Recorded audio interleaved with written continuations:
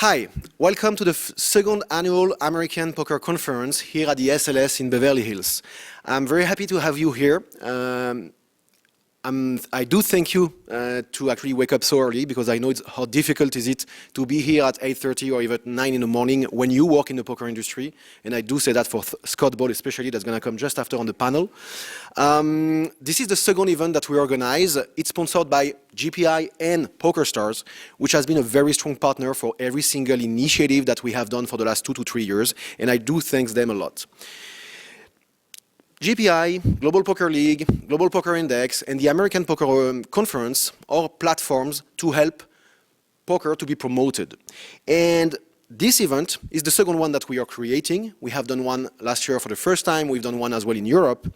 And the point of creating that is actually to promote the industry. Not only the game of poker, but as well the industry. Most of you know probably my motto called poker is an old game, but a young industry. I used to say that for the last 2 years, and it's still true. The game exists since decades, almost probably a century, but the industry per se exists since 10 to 15 years. And even though we call it an industry, it's very fragmented. And when we believed, or when we created the American Poker Conference and the awards and all this initiative, the goal was to actually aggregate that industry, try to connect people, because we use, all of us, we used to see each other during the World Series of Poker, World Poker Tour, some other poker events all over in the world, but we never have time, actually, to really talk about the industry, about the initiative, the press, innovation, etc. So this platform is actually your platform. That's why we're going to have 4 panels today that talks about 4 different topics. During the last few months, probably last 2-3 years, we always hear that poker is dead. There is even a hashtag poker is dead. Well, poker is not dead in many ways. It's true that online poker is suffering, both in Europe and obviously as well in US, because of the very limited regulation that exists today. But what you may do not know is the fact that the numbers says otherwise. We released today, and we're going to release more next week, but the live poker industry, the live poker tournaments grew 8.62% in terms of dollars spent in 2015 versus 2004. In 2004 versus 2003, it was 5.75%, meaning that that industry grows. Your industry, and especially the live poker tournament, still grow. It's not way all over the world. In Europe, for example, we had plus 22% in terms of entries, so the number of unique entries without rebuy that grew. It was 8% in US, but on the other end, the amount of dollars spent in Europe went down, meaning that there is an appetite for smaller events with much more people, but there is less appetite for big buy-in events. Actually, the big one, yes. Another interesting information, handonmob.com, a website that is owned by Global Poker Index, the traffic went up again as well this year of 27% organically. What does it mean? It doesn't mean that we do well our job. That's not actually the reality. The reality is there is more interest into live poker. There is more interest into poker players. 100% of the traffic that is driven to Hand on Mob is actually about poker players. People want to see the stats of the poker players. That's why we do GPI, that's why we do GPL as well, and we talk about that a bit later. We as a poker industry, we like to complain. We like to actually, we are our own enemy, funny enough.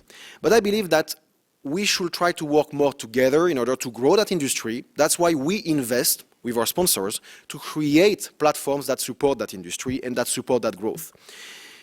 We need, at least that's the way I see it, that we are at the end of a cycle very similar to the industrial cycle of 10, 12 years.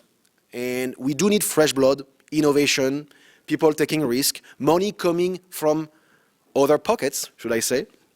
And for us today is the launch of the Global Poker League. And I hope most of you will be here during the draft, and if not, you will see it on Twitch. But we try to invest in order to promote players, because we believe that they are the best assets to promote the game and to try to acquire and bring new players into the game. And let's be realistic. Global Poker League, GPL, has much more chance to fail. Every single odds are against us, And that's what makes it exciting. Because everybody, since 2 years, say it's never going to work. And you know what? Maybe it's never going to work. But the reality is not that. The reality is like any scientist, we know exactly where we want to go. The formula that we're going to come up today, that we're going to come up in 6 months, maybe not the right formula. But we're going to build it up, we're going to fail, we're actually going to try, we're going to fail, and we're going to fix. And GPI, and the ranking as well, and every single initiative that we are trying to do are here to stay. We are very lucky, we have very strong partners behind us that are helping us to grow and develop our initiative. But we really want to invest into players, and players. That's our priority, and every single initiative is driven to that.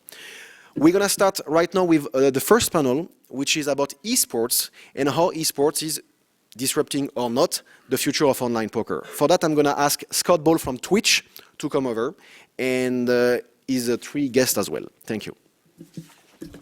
Scott.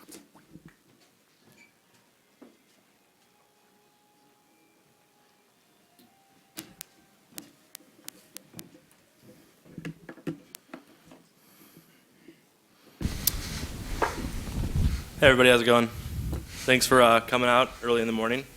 As Alex said, I know Lee Jones is all happy to be up right now, and he was up at like 5 in the morning jogging and stuff, for sure, no doubt. So my name is Scott Ball.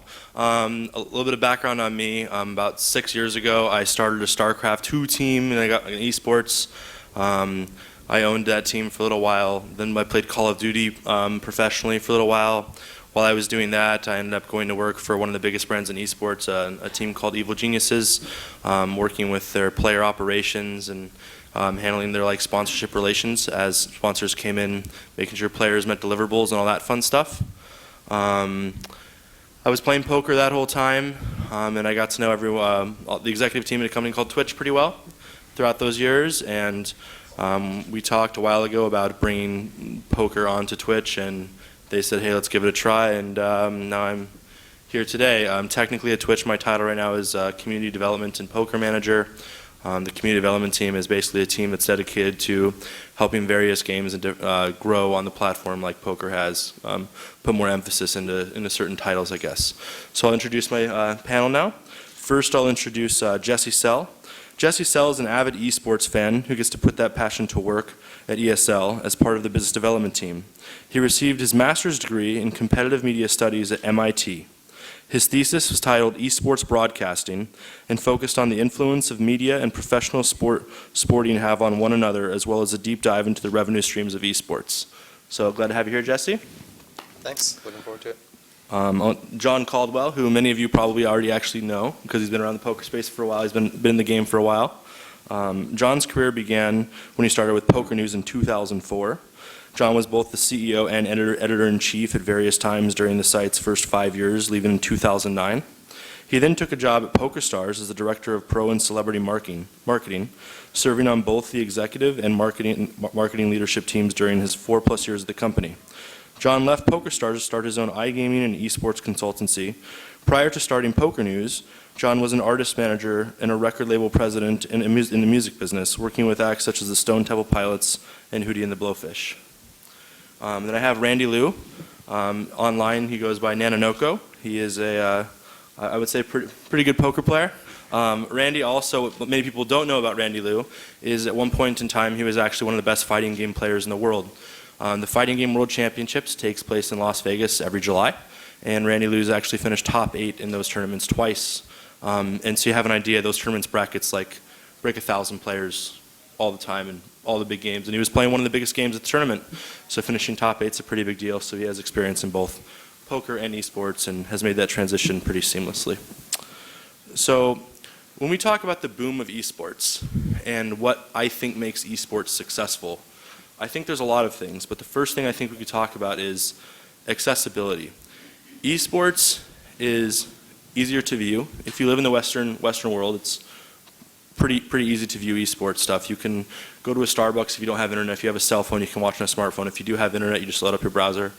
It's very accommodating in terms of if you have good internet or bad internet, you can watch these events. The next thing I would say is relatability. I think it's easy for someone to relate to a kid that's now a pro gamer that went through high school studying hard and enjoying video games as a hobby and hanging out with friends, in comparison to relating like some of the best athletes in the world, just because not everyone's physically gifted like those guys. And the next thing I would say is the lack of barrier of entry. You can be sick, you can have health issues, you can still play video games. And I think that's what kind of like has helped esports spiral. So I want to talk with our fine folks over here and see what they think about that. So Jesse, when it comes to the barrier to entry in esports, what do you think? Explain that a little more and why it's so low and what that does for the community, you think? Sure, yeah. So if you look at esports in general, the really big growth moments in esports coalesce around the arrival of a free-to-play model for the game. So anybody with a PC that can play these games can hop on and enjoy it themselves, educate themselves, learn it, and then watch online through. You have the arrival of live streaming platforms like Twitch TV or originally Justin TV, which allow a user to then go online, find people that are also enjoying the same games and playing at an extremely high level to educate themselves even more. So you're seeing those two as the really massive growth factor, and it follows a model that you can see in other professional sports as well. So if you look at the arrival of any new medium in history, we're talking about print news, we're talking about radio, we're talking about television, the live content on there, and especially sports content. So with radio, you're talking about baseball. With television, you're talking about the need for live content and the penetration of content itself being football, largely in the 60s and 70s blowing up. You can see the same models happening in esports as well, and the barrier to entry is just the fact that anybody with an internet connection, a decent enough PC to play these games, and even a mobile phone, as you mentioned, they can hop on and watch this stuff. So it's right at your fingertips. It's always accessible.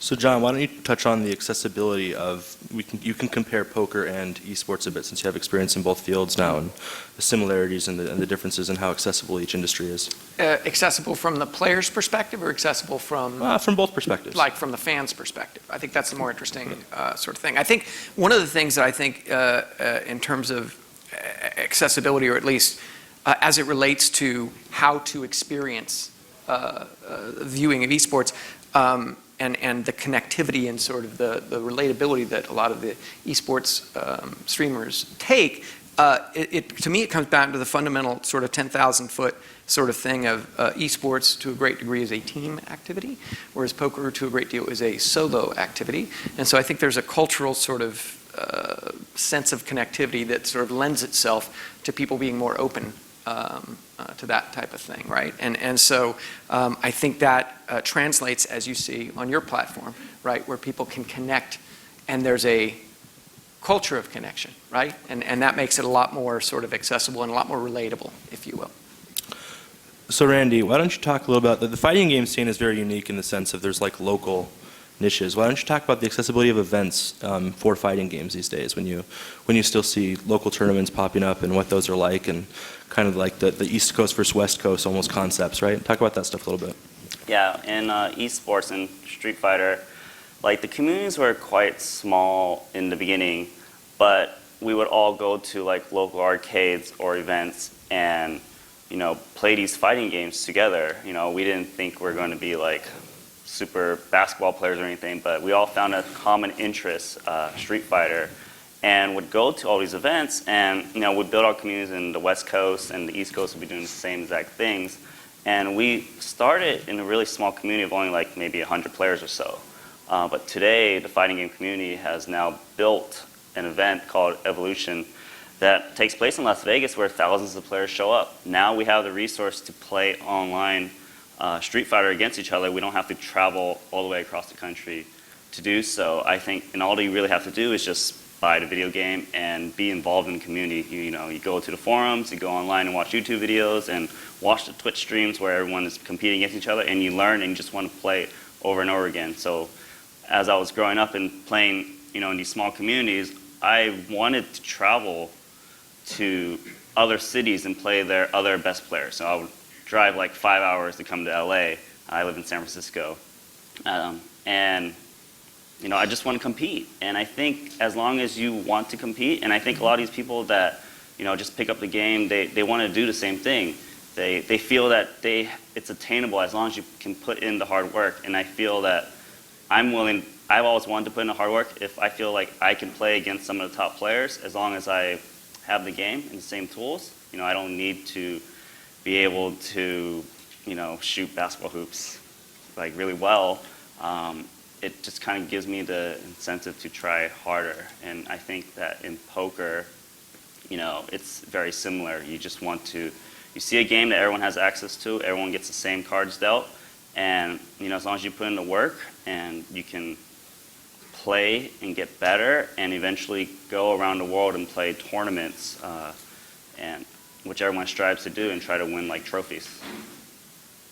Yeah, and I think you're touching on something that's incredibly important in esports and something I think maybe poker can focus on too, which is the grassroots scene. And we're seeing just massive growth there. And the FGC, the fighting game community, is an incredible example of how we can tap into the grassroots scene, that really vibrant community. And if you go online into these forums, the message boards that he's talking about, you can check out any subreddit.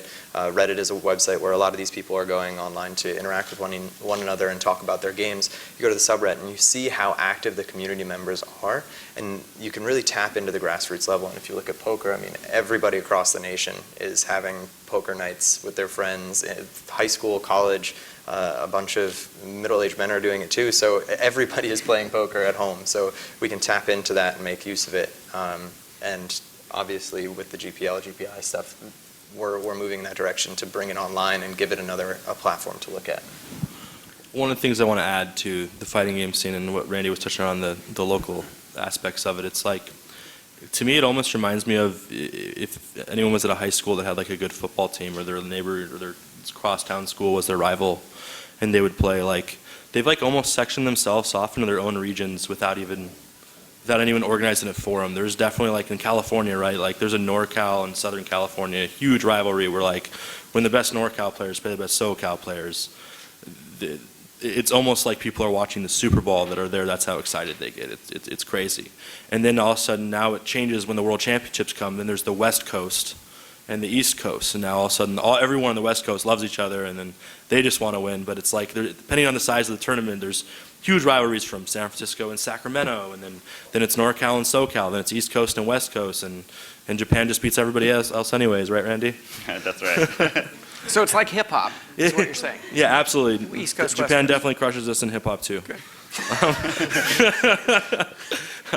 So the next thing I think that's been huge in esports in general and in gaming as a whole is the interaction. If you are, I'll use a pro gamer as an example. There's a big League of Legends player named Doublelift.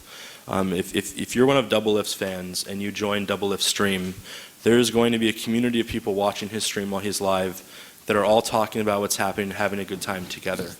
And that's kind of special. They're watching the same thing in real time, and each of these communities have a live way to interact with each other when he's streaming, when he's live. So they form a very close-knit, a very large but very close-knit group of people that truly support this one person.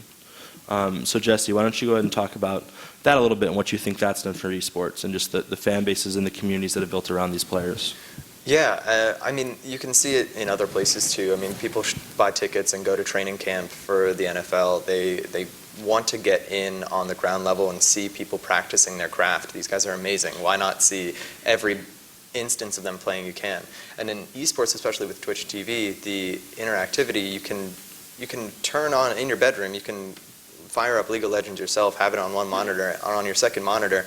You're right there with your favorite pro player, and you can chat with them. They might chat back, and it's just an amazing opportunity for people to truly bond with their stars, which isn't an opportunity you really have outside of esports and outside of that medium itself. Yeah, to contrast that to poker, which I think is an important contrast to make, you know, the reason that this Twitch and these other things have sort of thrived is there was an organic beginning to it, right? And it sort of self-sustained itself, and it built and it built and it built. And I think poker, and one of the subtopics of this panel is what can poker learn? And I think that's something that poker can definitely learn, even though poker is the sort of more mature game, if you will. And so I think that it's something that makes it feel, the organic nature of it makes the people feel extra attached to it, right? And it's something that you can't replicate because it was grassroots, right? And it was organic. And I think that that's something that, whereas that did happen in poker in 03, 04, 05, ultimately, again, it comes down to that thing of, I'm a poker player, I'm a solo wolf, what's in it for me, versus, hey, we're a community, we can all win together. That's very true. So Randy, why don't you talk a little bit about, you stream a lot yourself, Of course. about what you've seen change since you have started streaming more and what that interaction is like and that experience has been for you so far. Yes, I feel that poker is a very individual game, but ever since I started streaming, that thought process has started to change.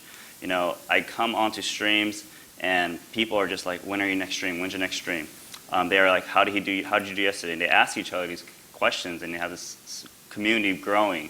There's a really big streamer named Jason Somerville. They come into like my stream, I go into their stream, and we're just asking, oh, how did Jason do the other day in Thursday Thrill? Hey, how did Randy do in the Sunday Million the other day? And we're really building these communities, and we have like the custom emotes, of course, in Twitch, and you'll see my emotes in there, his and mine's, and I feel like we're just really building these communities, and I wouldn't be surprised in the future, that we have like competitions against each other. It's like, and really build our communities to really thrive poker. I feel like we all want to watch poker, and these fans that they join all the different communities, but they all want to do the same thing. They want to absorb all the information. They want to feel alive and great about it. And I really like streaming. I just feel like I'm starting to build a community. And like when I'm out here in the American Poker Awards, so one of the things I want to do is like, when I'm going to get back to streaming, actually tomorrow, I'm going to just jump on a plane and go to Canada and just start streaming right away. It's what I want to do. So one of the things I want to touch on that a little bit too is again the accessibility, right? I think if I thought I was like the biggest Cam Newton fan or something, right? Like it's kind of hard to go meet Cam Newton. It's kind of hard to like get to ask Cam Newton a question and him actually respond to me.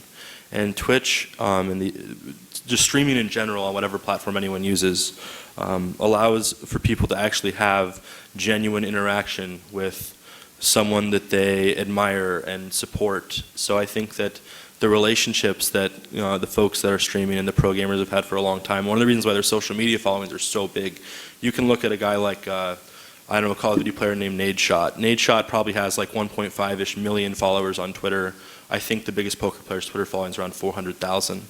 And if you look at that, he's been streaming for years, producing content and actually interacting with these people.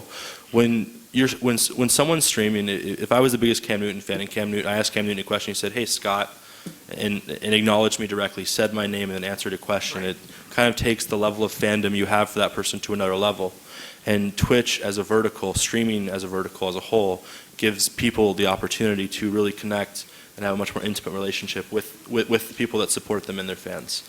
And that's kind of back to the accessibility a little bit. I think that's an important distinction, right? So I think one thing that Somerville's done really well, Randy's done really well, some of these guys, is they've sort of watched how the esports guys do it. And you sit in a Somerville stream and it's name check central, right? Like he's out there talking to people, interacting. It's the difference between, okay, I've got ace king here, and okay, guy 3-bet, and okay, it's like, hey, Jungle Man 1473, what's up? That was a bad example. I can't believe I said Jungle Man, because Jungle Man is not sitting in Scott in Somerville stream. But the point is that they've adapted that to poker, right? I think that's one of the reasons why Somerville in particular has had some success, is he takes that real connective model, as opposed to watch me play a game. It's let's hang out while I'm playing this game. And I think that's a key distinction. Yeah, and I think any sport you look at too, any sort of media you want to consume, you need personalities, you need stories, and, right. and the sooner these guys can start implementing that into their stream, and it sounds like you guys already are, they're just cultivating a community, and they're creating personalities that are fun to watch, understandable, and that brings in people that want to be involved. It brings in the sponsors, it brings in the money, the investment, that sort of thing, all follows those personalities. So you build those up and you have a really strong industry in general. Another thing that I see in esports, or that esports does very well, and I think has been really important to the growth, is the way teams and companies in the space leverage each other and each other's brands, players, teams. There's certain like organizations in esports where if you just join like a brand like Optic Gaming and you as a Call of Duty player or a team like Evil Geniuses as a Dota player, you're just going to get a massive, massive boost of social media followers literally within 48 hours. That announcement's going to pop. That team has a massive fan base. Everyone's going to follow you. Now your fan base just went up 40, 50,000 followers on Twitter in like 2 or 3 days. And same with the teammates. There's players that have tons of followers. When these guys sign a new player and they have a new teammate, they're like proud of that. They all talk about it. They support each other. They kind of bring each other up, right? So I think the way that these teams and companies and everyone leverages each other's brands is very cohesive and much more organic, as John was saying. Again, also, there's a distinction, right? And I hate to sort of say this, but it's really true. So I ran the pro team at PokerStars for 4 years. I think it's the fundamental. I can't tell you how many people came up to me and said, why him or why her? As opposed to the esports community who's like, you know what? That guy got that gig? Awesome. Let's all be in this together and let's all do it. As opposed to, why did that person get the cookie and I didn't get the cookie? See what I'm saying? For sure. Yeah. Jesse, why don't you talk a little bit? So ESL is a fantastic production company. They put on some of the biggest esports events in the world. Why don't you talk about like when you have EG play Dota at ESL 1 versus Navi or someone like that with Twitch fan base? What happens to the stream? Yeah, absolutely. So that's one of the goals we always have when we're doing these big international events. We need to get the top players there and we need to get the top teams there. And that actually creates some interesting moments too, because in the off season of one game, there might be massive shifts or roster changes and you might have the best 5 players in the world suddenly off of their original teams and onto a brand new team that didn't exist 3 months ago. But we still want to make sure that that team is part of ESL 1 or IEM to make sure that we're getting all of the people, all of their followers, all of their big fans coming into our stream as well. And as soon as you get the biggest teams out there, you're seeing massive numbers in the streams. Like you're seeing over 1 million concurrent viewers in some of these streams. And it's just mind-blowing to see that happen. And it's all about following those top teams, those top players, and the personalities, like I said before. But if you look, honestly, like you can follow the views, because if you look at your everyday grassroots tournament, it's not getting anywhere near the number of views that an ESL 1 or IEM is, and that's just because it's the big international teams that have those followings. Everyone's going to show up to that. Another thing I think is interesting, and as a poker player, it drives me a little bit mad, but I can kind of understand why it happens to a degree, but it's way too brutal in poker, is that in esports, like, players actually function as a team. They support each other. They help each other. They really care about each other's success to a degree. And a lot of times in poker, I feel like you have these like if you make someone a better poker player, it just makes it harder for you to make money. And I get that, but at the same time, I know that in games like StarCraft, it's a 1 versus 1 game played competitively. All the best players in the world live in Korea. They all live in houses together. And there's lots of times in these leagues where 2 teammates make it to the round of 8 of this huge tournament, and there's, $350,000 up top, and now they have to play each other. And the team house, because these guys all live together, will divide up a bit, and the coach will give each person an even number of training partners and stuff. But as soon as that match is over, and before that match was scheduled, these guys are practicing together as teammates, helping each other get better through and through. So Randy, I want you to talk a little about that. When you were playing Marvel and Street Fighter back in the day, like I know your brothers also played, right? So why don't you talk about like practicing with them and like the way you guys would try to help each other grow, so to speak? Yeah, when I'm not going to drive out like several hours and not practice a Street Fighter tournament and just show up and just lose. I had brothers that played too, and we would play hours over and over, and I would find like the best. I grew up in Sacramento, and I find my best friends in Sacramento or other gamers that I didn't go to school with, but we would bond over Street Fighter, and we're like, hey, let's come over and play so that when we go to LA, we can try to, win the tournament over there and just play over and over again. And that's the thing, poker, we are very individualistic in the game. So I really like the idea of the GPL. We are creating a tournament where it's team-based, and we can like help each other and be like, okay, like how should we attack this player or that player? I think it's a really good thing for poker, and I would like to see like these more team-based communities. And I would like to say like Twitch really is the start of it. I feel like, as a streamer, I'm communicating with my fans, and really building a team. You know, when I play poker, poker's one of those games where there's not really an exact right solution every time. Like, you may make a play and it happens to be wrong, but you play the game as a flow of hands that are connected. You know, when you play one hand, you move on to the next hand, you kind of look at the information that happened before that, and so on and so on. So I feel like I can really bond with the Twitch viewers and learn how to play together, and, you know, use my knowledge and, you know, bestow it on other players. And, you know, they're going to be like, hey, why didn't you raise here? And why'd you call? Why'd you fold? And I'm like, usually I just make a action based on muscle memory, but I don't really know like the thought process. So of course I want to explain to the fans that are willing to take their time to watch me, and I'll explain to them and I'll learn myself. And I think like this community building is just the right step with Twitch, and I think like we can see more like projects like the GPL and things. I think it's really good. For me, I had a pretty neat moment, like 7 months ago or so, after poker had been a thing on Twitch for a little while. I had, I believe it was Jamie Staples or Poker Staples on Twitch. He messaged me on Skype one day and said, "Hey, I started this like Skype group with like a bunch of other poker streamers. Can you come in it in case people have questions for you?" And I said, "Sure." And then and then he invited me to this group, and there was like 50 or 60 people in there that were just all asking poker players that like people that, you know, probably would not help each other become better poker players, but we're all in there like talking to each other about how to grow a stream, how to grow their brands, what they can do. Hey, I'm streaming today. Can someone host me? Can someone help this? And they actually like worked together. And this was something that the community did all by themselves that I had absolutely nothing to do with. They just took the initiative to like support each other in that way. And I think that I thought that was super cool and exciting, just because I don't see that stuff in poker every day, really. So I want to get through this next piece a little bit quickly, so we can do a Q&A, I think, with everyone if anyone has any questions.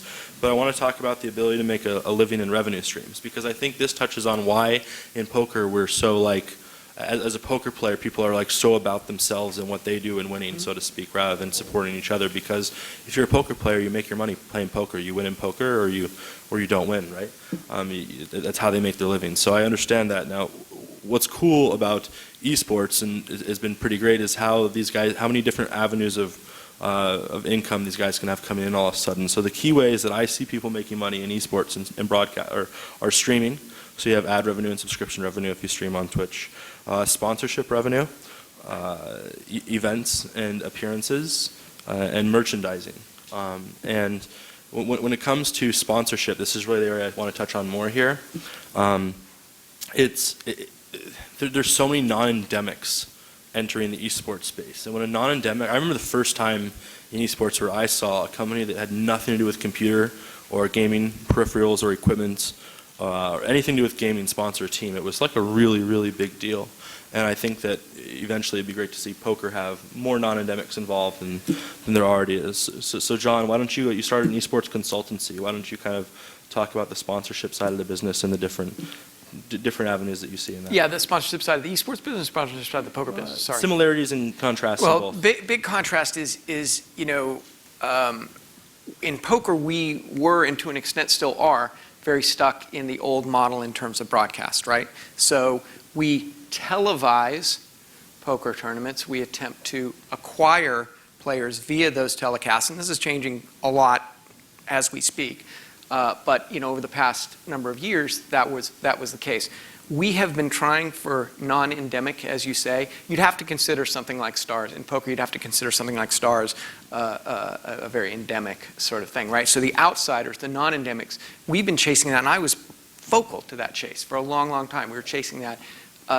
Didn't happen. I think with esports, there's so much scale, and it's so accessible, and it's so easy. And also the technology has changed so much that the metrics are very visible, right? And they're easily accessible, and I think you can show them. I do think, by the way, the big companies are still trying to get their heads around it to a great extent in a lot of ways, and they're still trying to figure out, is this real in a way? Do you know what I mean? But at the end of the day, you keep showing them numbers from credible sources, scale, and beating them over the head, it's inevitable. Right? So somebody, I don't remember, you probably do remember who, but somebody tweeted the other day that there's two guys that make $1 million a year. It was yesterday. There's two guys $1 million a year playing Counter-Strike in the US. There's quite a few gamers, Okay. pro gamers who do really but well. the point is, and it's just, and the point is, it's just, but the point is, this guy pointed out too, right? And so it's just beginning. I mean, you're talking about the very, very, very beginnings of this industry, right? So it's only going to grow. So once I think you see these brands that come in and work with you guys and work with you guys coming into play, and they just have more and more success. In a weird way, the early adopters are really, really gaining a foothold because they're embraced by the community to a much greater degree, I feel, than poker. I think that was part of the problem, right, with non-endemics in poker. They're much more embraced, and so as such, once that really, really starts to get traction, I think it's starting to get traction right now, sky's the limit. And also, there's multiple verticals, right? You can sponsor teams. You can there's so many different opportunities. With a player, you had this broadcast medium, you put a patch, I mean, that was the model we created. For better or for worse, that was the model we created, right? There's so many more options, and you and I talked about that right before we think.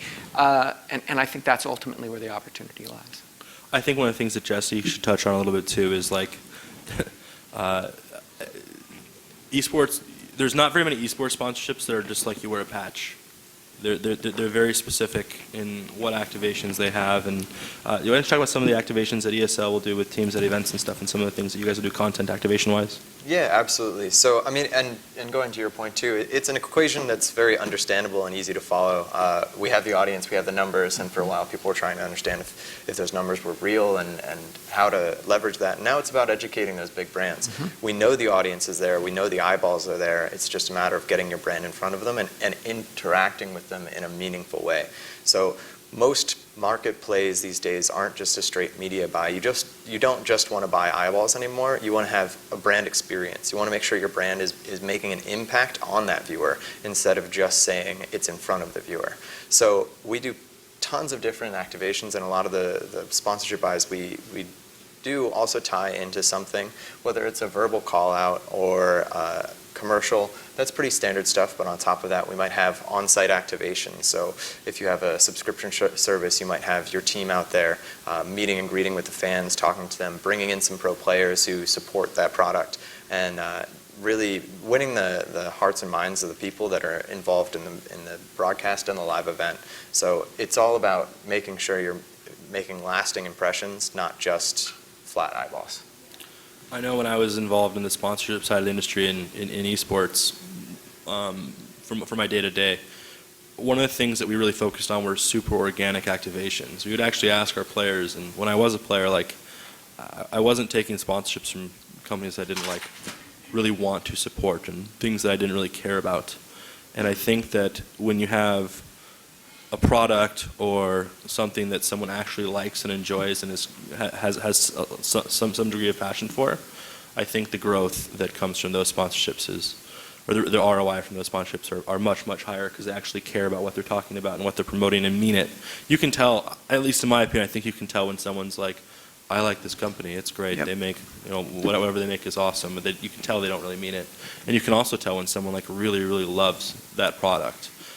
And that's when I think that players will go above and beyond for the companies they work with because they want to, because they love it so much, so they just do extra stuff because it's there and they care that much. They're supposed to tweet twice a month, but they just won the international and they won like $10 million or something, and now they really like man, this keyboard is so nice, I don't think I could have done it without it kind of thing. And they say stuff like that and they mean it because they really love what they're talking about. Yeah, and the esports community, I think it's really important to stress, is it's really organic at this point, and we work with all of our sponsors to make sure we're touching in an organic way instead of making logo soup. I like to refer to like NASCAR sponsorships as kind of logo soup. Just everything is out there. It doesn't mean anything to anybody at this point.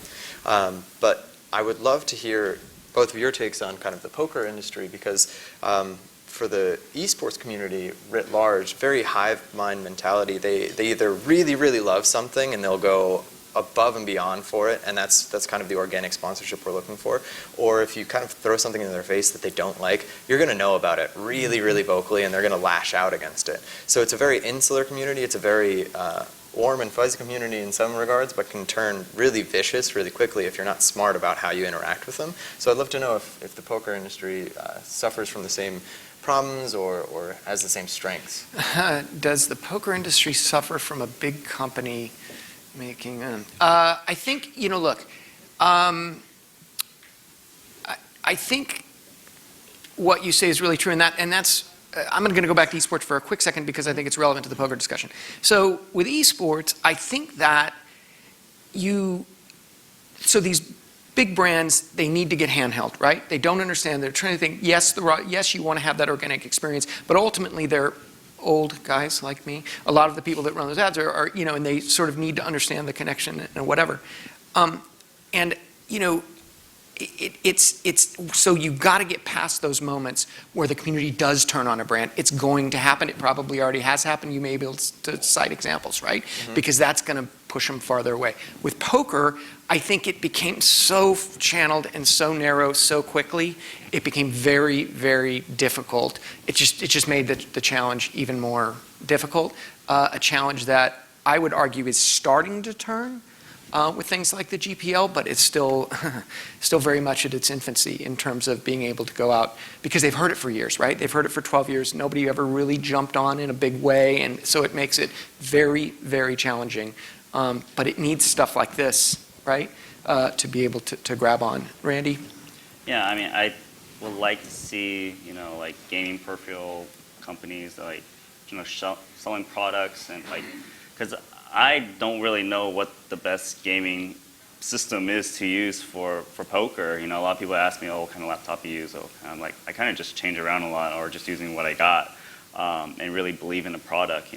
Like there's companies out there, poker companies, that want to sell like poker software and things like that. I tried them out, and like I really just don't like the product so much. I really just can't go, I like this program that tells me how many blinds I have. Well, I can just do the math myself. It's just not really a product I really believe in. I like to see products that I want to support, of course, and I would just really like to see poker grow in that sense. I think Twitch and things like that are a good opportunity for these companies to come out and try and get their product out there. And I like to see the poker grow, as soon as we can. So we have about 5 minutes left. Does anyone have any questions? If you have a question, can you raise your arm so I can get the microphone to you? Okay. Cool. Adjourned. I think Looks like lunch. Oh, there we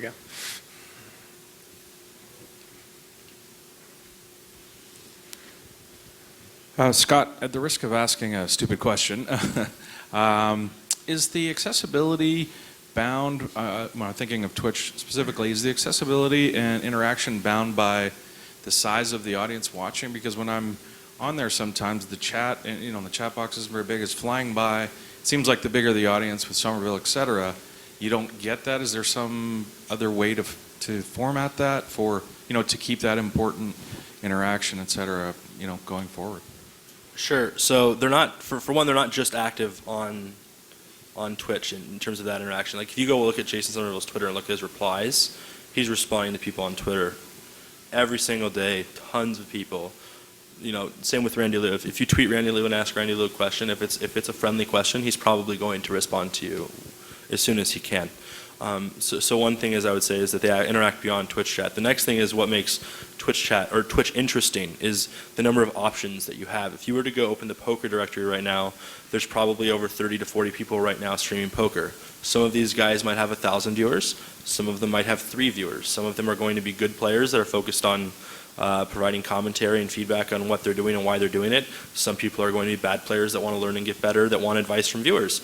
Some people are going to be playing and not even talking about the game at all and talking about the date they went on last night and having that experience. So you have a variety of choices and all the time where you can go find whatever content best suits for you, whichever interaction you're the most into. Sometimes when you're watching someone like Jason stream, like when he had that big W Coop final table and there was, I think he hit like 44,000 viewers or something at one time, like concurrence. And when that was happening, his chat was going crazy every time he won a hand. But that was like kind of the experience, the emotes, the emotes, the little icons that people can put in the chat. When those start flooding, it's just a pure excitement from everyone. And I know when I see stuff like that and I see everyone get excited, it's kind of like, for me, that's part of that interactive experience sometimes. It's just the hype behind it, I guess. Yeah. I can speak to it a little too, especially on Twitch chat. If you have like an ESL1 broadcast and you're talking about 1 million concurrent viewers, it is just a swarm of text. But we kind of refer to that internally as like the almost roar of the stadium at home. So in that regard, you can't really interact one-on-one. When you have the smaller streams, you're talking about like 12 to 30,000, you can usually have a decent interaction with the crowd still. But on top of that, Twitch has the ability to go into sub mode. So you can subscribe to a channel for $4.99 in most cases. And once you're a subscriber there, you can turn the chat into subscriber only. So only people that are really invested in this player or this streamer are going to be the ones that are allowed to be in that chat channel anymore, which is one way to weed it out. On top of that, some players will create like a Discord channel. So Discord is an app you can use for communication, much like TeamSpeak if you're familiar, or kind of like a modified Skype. And you create a Discord channel for like your top tier, your most invested fans, and you can have them in Discord talking to you the whole time too. So there's many different ways that a savvy streamer can get in touch with the fans that really want to interact with them. And subscribing is one of those. You can also hire some moderators to watch over the channel, pick out some questions for you, and toss it to you with that information.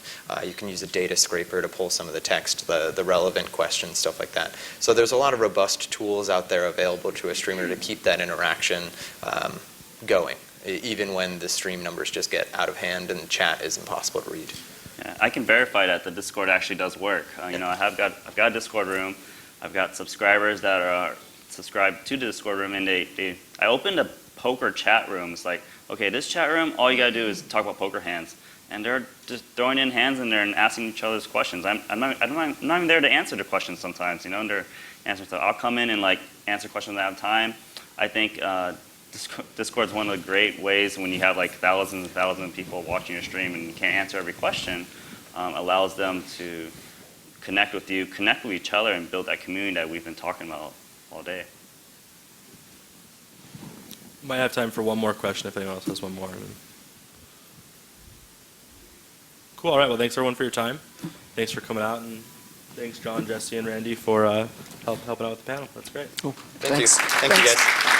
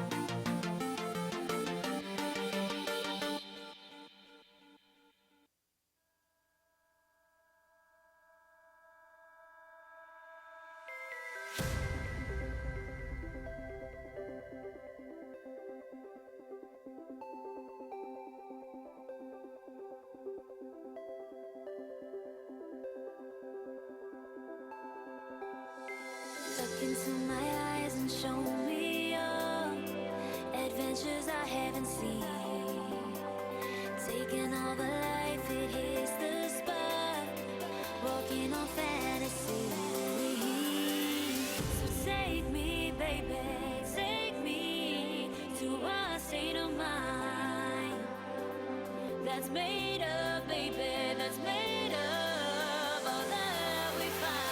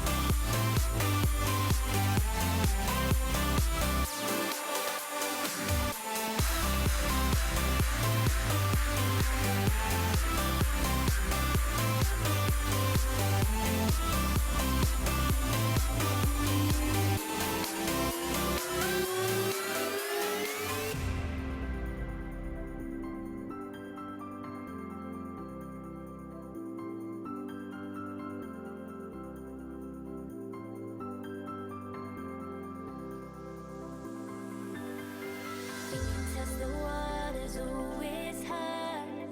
I think we're getting close. Racing through the waves, I want to be where nobody knows. Take me, baby, take me to a state of mind that's made of, baby, that's made of all that we find. Electric, feel it in your hands. Hypnotic, watch your body stand. Happiness, this is where we stand.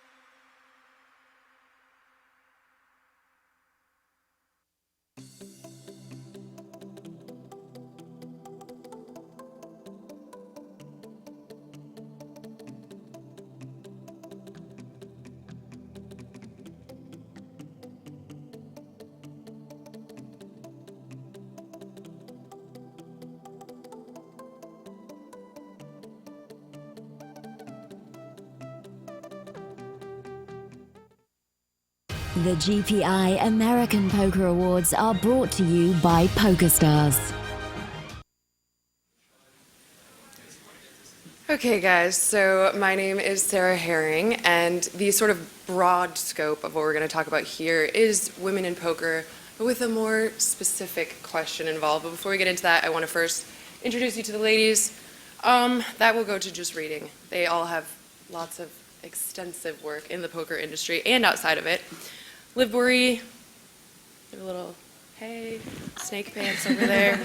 She has over 2.5 million in career live tournament earnings and is a European Poker Tour champion. Also a member of Team PokerStars Pro. We've got here sexy green hair on the end, Miss Kate Hall, poker player, nominee for Breakout Performance of the Year here at the GPL, and currently WPT Player of the Year race leader.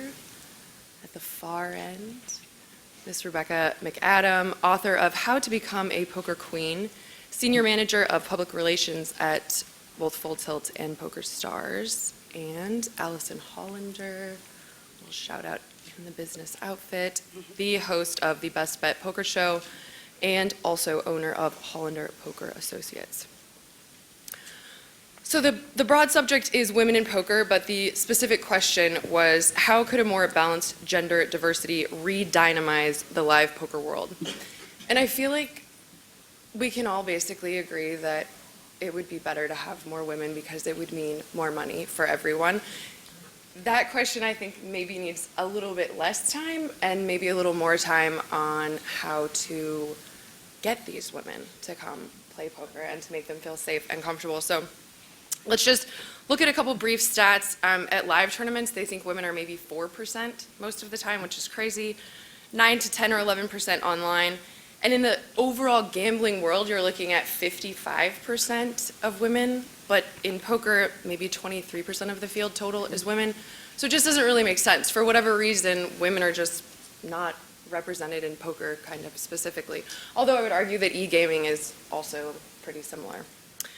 So I guess, you know, Kate Hall, you wrote this explosive piece over the last year, and it got the whole poker community talking. And I guess I want to start with that. The question being, why don't women play more? And from your perspective, the experience of why you do, but still sometimes understand why other women don't. So I think that those stats that you just sort of listed off are really telling, because often when we have conversations about why there are so few women in the poker world, people tend to fall back on explanations like, well, women just don't enjoy gambling, they're more risk averse. And I think that the overall statistics about the gender balance in gambling generally sort of betrays that justification that people offer. And it tends to indicate that there is something specific to poker or the poker community that is keeping women away. And I think that a lot of that has to do with the fact that historically and still today, poker is really marketed toward men. Advertising campaigns are targeted toward men, and there just hasn't been much of an effort really by advertisers, promoters, tours to attract women specifically. Okay, so I would say there's also a few other points in your, outside of the marketing realm, which is something I really want to get into a little bit later on, but I first wanted to just get you to express, for you personally, as someone who plays a lot of live poker, why it is that you don't always enjoy that experience as a woman specifically. Sure. I don't think it's a secret that I view the live poker environment as frequently hostile toward women.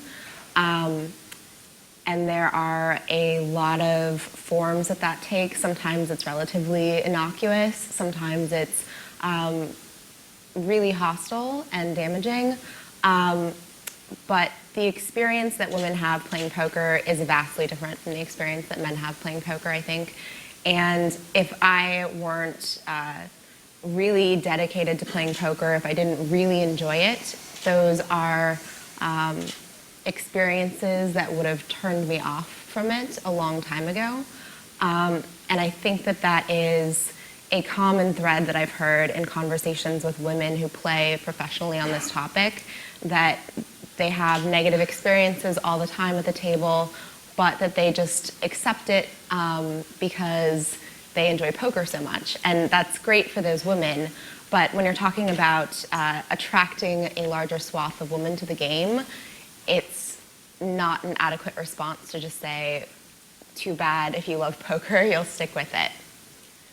So I wanted to ask you then, Rebecca, as someone who's played a lot, but also has, you know, found her footing in this more corporate environment and, you know, a few different career paths, do you feel that poker versus maybe some other things that you've done is more specifically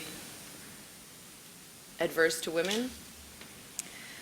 I think it's, I like to kind of peel back and look at it as a game that's like quite difficult to get into nowadays, more so than ever it was before, because you're not going to walk into a live tournament room and be unsure of yourself and sit down whether you're a man or a woman. So for my role, it's I want to grow poker and, you know, make good content and show good stories about the wonderful women we have in the game, the wonderful players we have, and through like really engaging people, get them to consider poker and then bring them into the game. And I think then when you have that beginner level of just getting poker consideration, I think the next level is for women. I think we have an extra barrier because it is intimidating, it is male dominated. I personally have had far more good experiences than bad, and I think it's relative to life experience, right? You're going to meet some bad people, some good people. I do think, though, we have to make the game accessible. We have to be able to have opportunities for people to come and learn and feel comfortable. We have to get awareness out there that people can go online and they don't have to deposit $100. They can play for nothing and get comfortable with the game. So there's ways in that are less intimidating, and I think we can do a better job of creating that awareness. But I mean, in terms of other parts of my life, I mean, the corporate world is more male-dominated as well. You know, you have similar experiences, especially on the upper levels. It's a boys' world there too. So, I mean, you can transfer some skills across, such as, you know, remaining unemotional at times when you could, you know, react quite quickly and, you know, not think about being a few steps ahead of the game. So, I mean, in poker as in life, I feel we come across, as women, we come across the same issues. But I think there are ways in, for sure. So, you know, something that I was thinking about when I read your piece, Kate, and that I wanted to ask you, Liv, also is, so, you know, Kate, you're playing mostly in Maryland now, and mostly on these live scenes where I can think there's probably a lot of people who are maybe not necessarily playing poker as their job all the time. And then I think, Liv, a lot of times you're maybe playing at this point now high rollers and with people who are most certainly playing poker for their profession. So I wanted to ask you, Liv, and also Kate, do you feel that there's a difference in treatment between the way that players who, say, for example, are playing for a living are treating you versus players that are just maybe at the table having a beer and like enjoying their vacation? I mean, yeah, as you would expect, a player that's playing poker for their living is, you know, when they sit down at a table, everyone has to make some snap decisions about what you think how someone is going to play. But so, you know, they might have a slight prejudice. Oh, it's a female, she might play this way, but they'll very quickly gloss over what their actual physical appearance is and be paying attention to how they're playing their cards.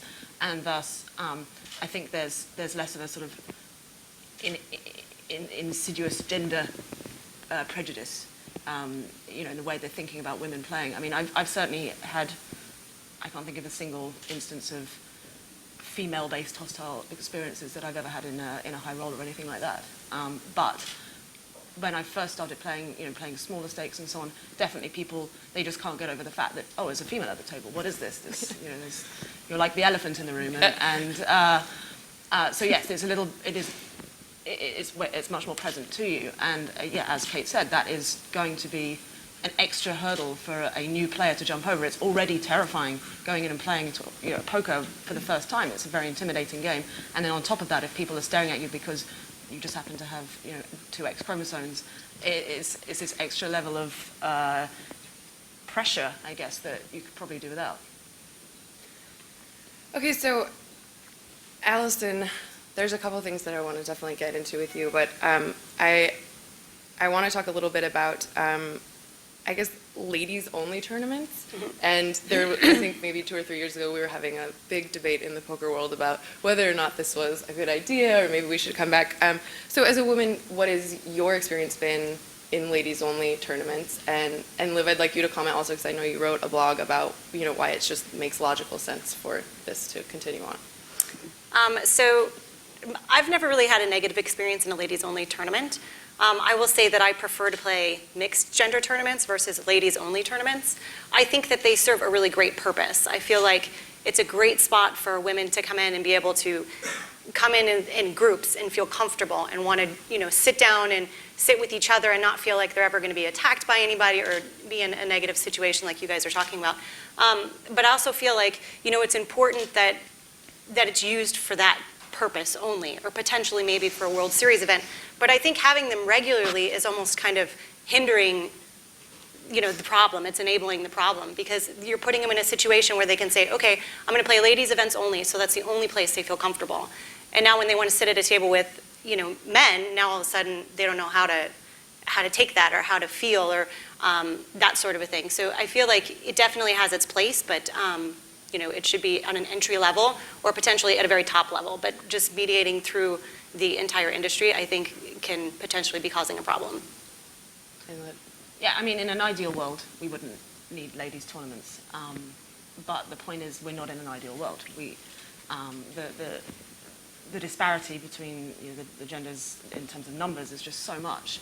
I think it should be more our goal to just do whatever it takes to redress that balance. And if it is having more ladies' tournaments, I mean, we just have to look at the numbers and accumulate, get a better idea of the picture of what actually works to drive more women into the game. If it is a case, like you said, where actually it's just creating these sort of small pockets where people then never venture out, well, then we can re-examine and say they're not working. But I actually, without seeing the numbers, I couldn't really hazard a guess. But I don't think that's so much the problem. I think the potential downsides of that are smaller than the downsides of not having enough ladies' tournaments and creating these more comfortable environments for amateurs. So yeah, it just depends on ultimately what our goal is. Do we want to stick to the sort of moral ideology of no, poker is gender indifferent and thus we should be completely gender indifferent and not overmarket essentially, or do we actually go, well, we're going to have to put this, swallow, I guess, our pride and say, we do need this, we do need to have these women-only tournaments for the time being until we get the balance more redressed. And I agree with that. I think that, it's important to bring the women in, and it's just like everything in life, not only just in the poker room, but in general, women have to empower each other.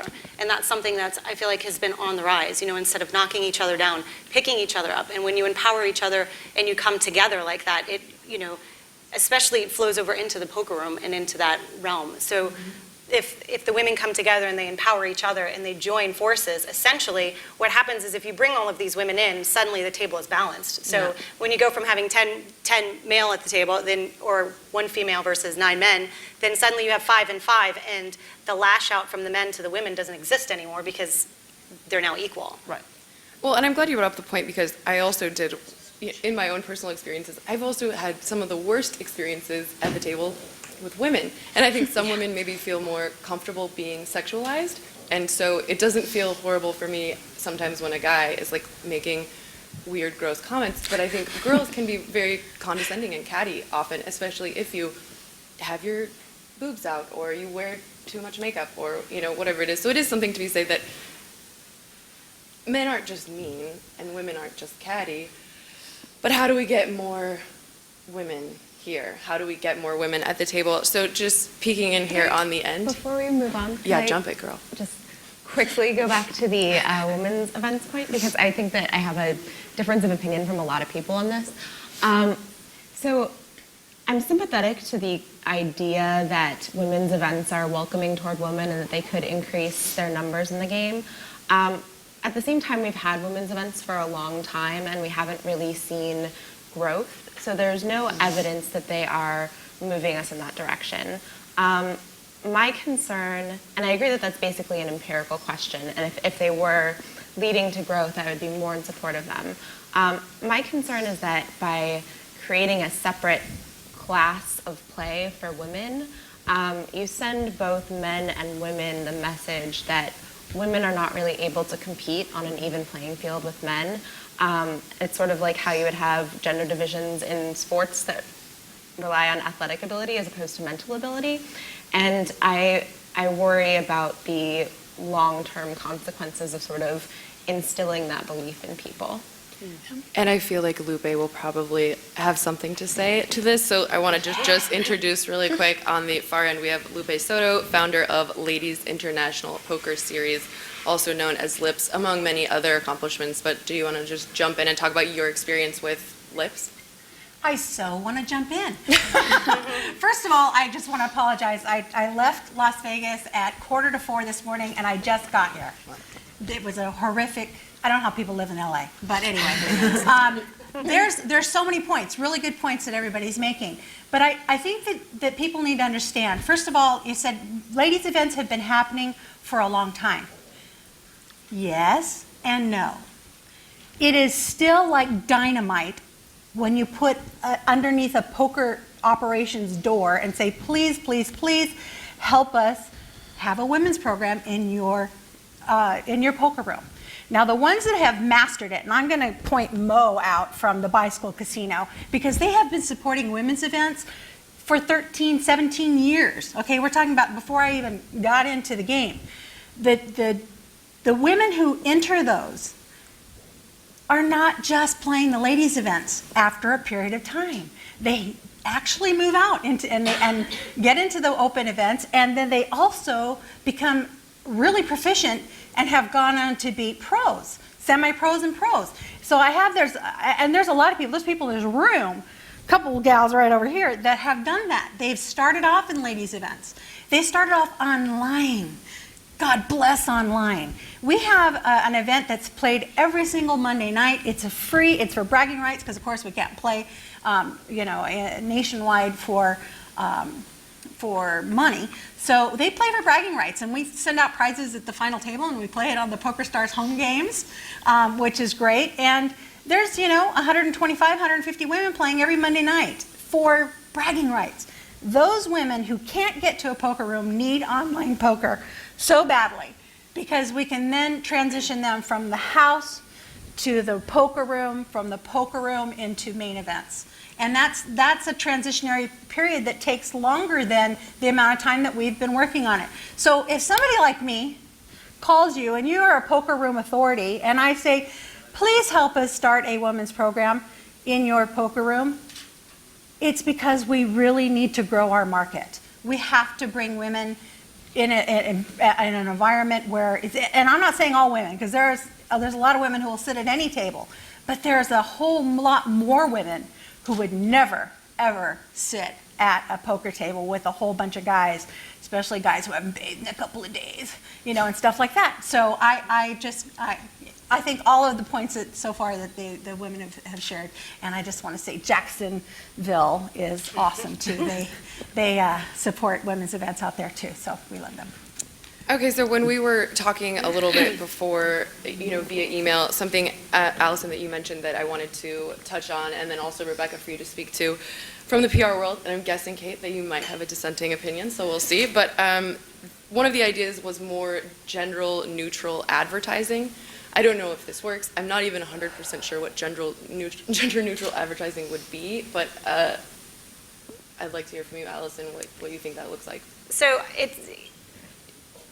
I think it's the case that most of the marketing is geared towards men, because it's a male-dominating sport, of course. So it would stand to reason that that would be the smart and logical thing to do, right? But I think that if you were going to market a female product, right? If you're marketing makeup, you're not going to target market a bunch of men, right? The marketing is designed for women for a reason, because women are the ones who are the consumers, they're the ones who are purchasing. So right now the marketing is geared more towards men, because they're the ones who are entering the poker room.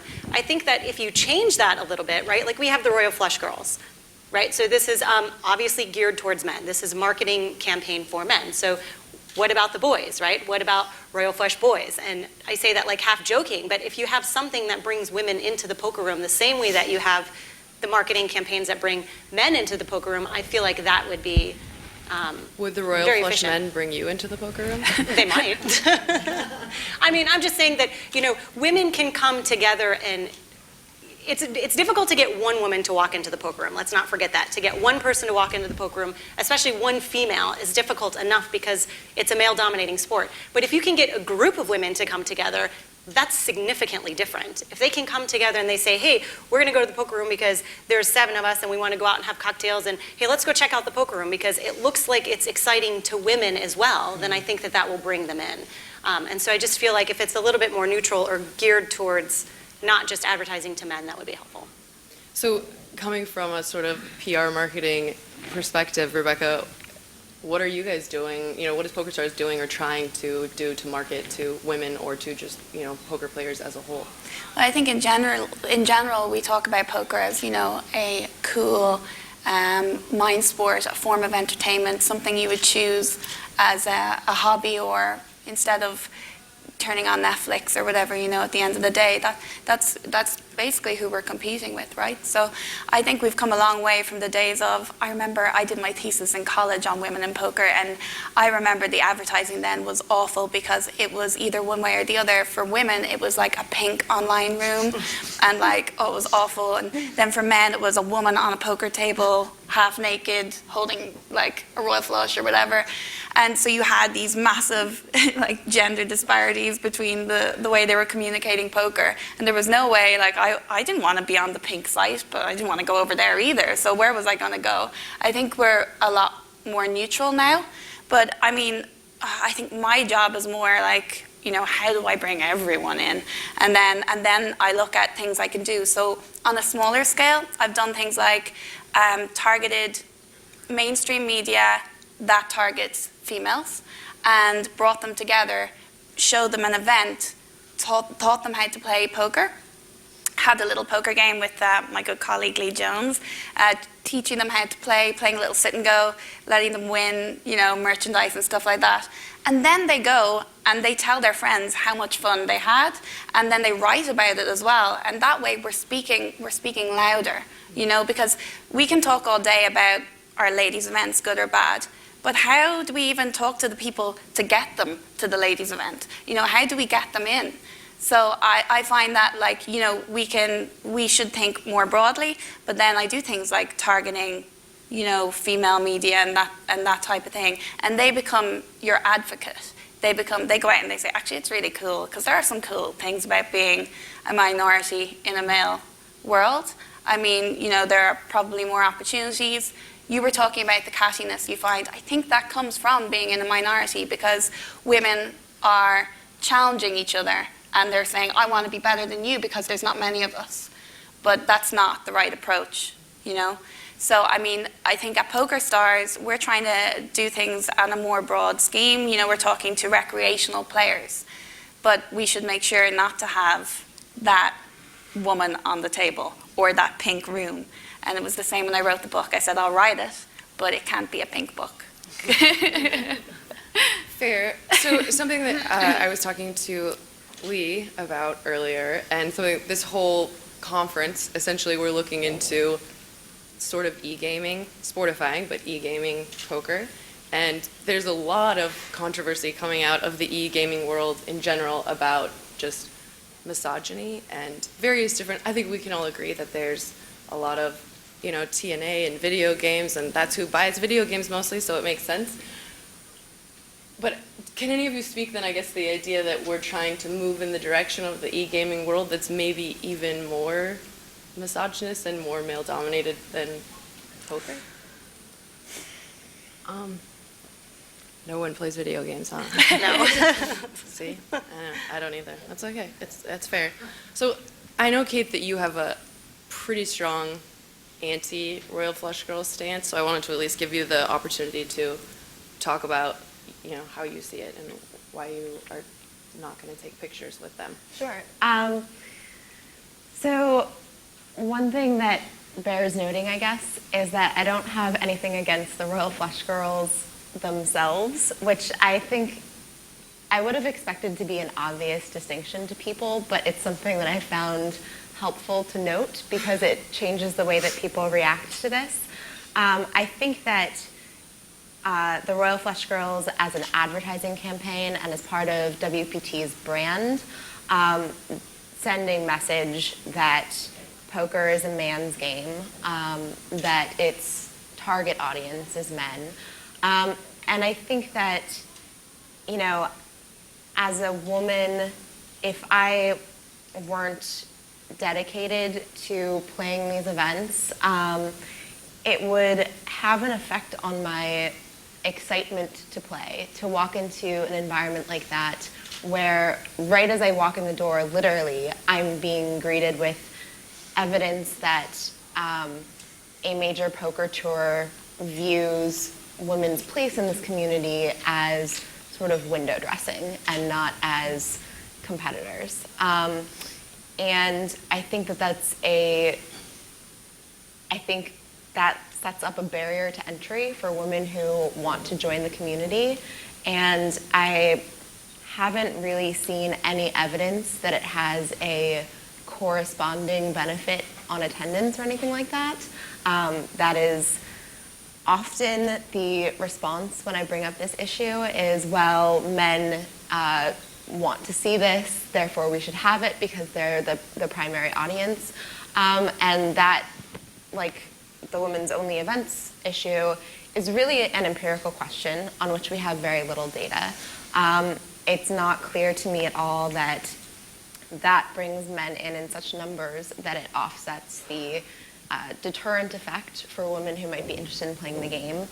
And I think that anytime you are setting up a scenario in which half of a community is being sort of made to feel less than fully human, the burden should be on providing evidence that that's really necessary and provides a benefit, and I haven't seen it. So I think it's interesting though also to think about, so the women who do make it in this world or do manage to say this small percentage of women, what separates them from the women who decide they don't want to play anymore again? And then how do we market to the woman who doesn't make it? I guess what I'm saying in some sense is like, maybe you guys aren't who we're marketing to anyways, because you have some sort of maybe tomboy in you, or you are ultra competitive. So how do we change the marketing to attract people who aren't like you? Anyone have any ideas? Let's throw it out there. I think that we need to start showing women more often. I think we need to feature the women who are up and coming, the rising stars, and those who are actually competing at the highest levels.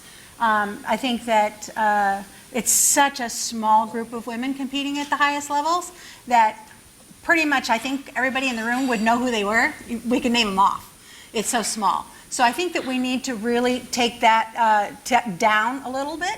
Not that we don't want to feature them, but the rising stars, those gals that are having successes on the small circuits, at the WSOPC level, that are making final tables of the ring events, or getting, man, let me tell you, we're really good about if somebody wins a ring, we're all over it. We're spreading it around. We want to know about them, where they're at in their journeys, all that stuff, because the more we see women in those capacities, then more other women will say, gee, that gal, she works at the bank.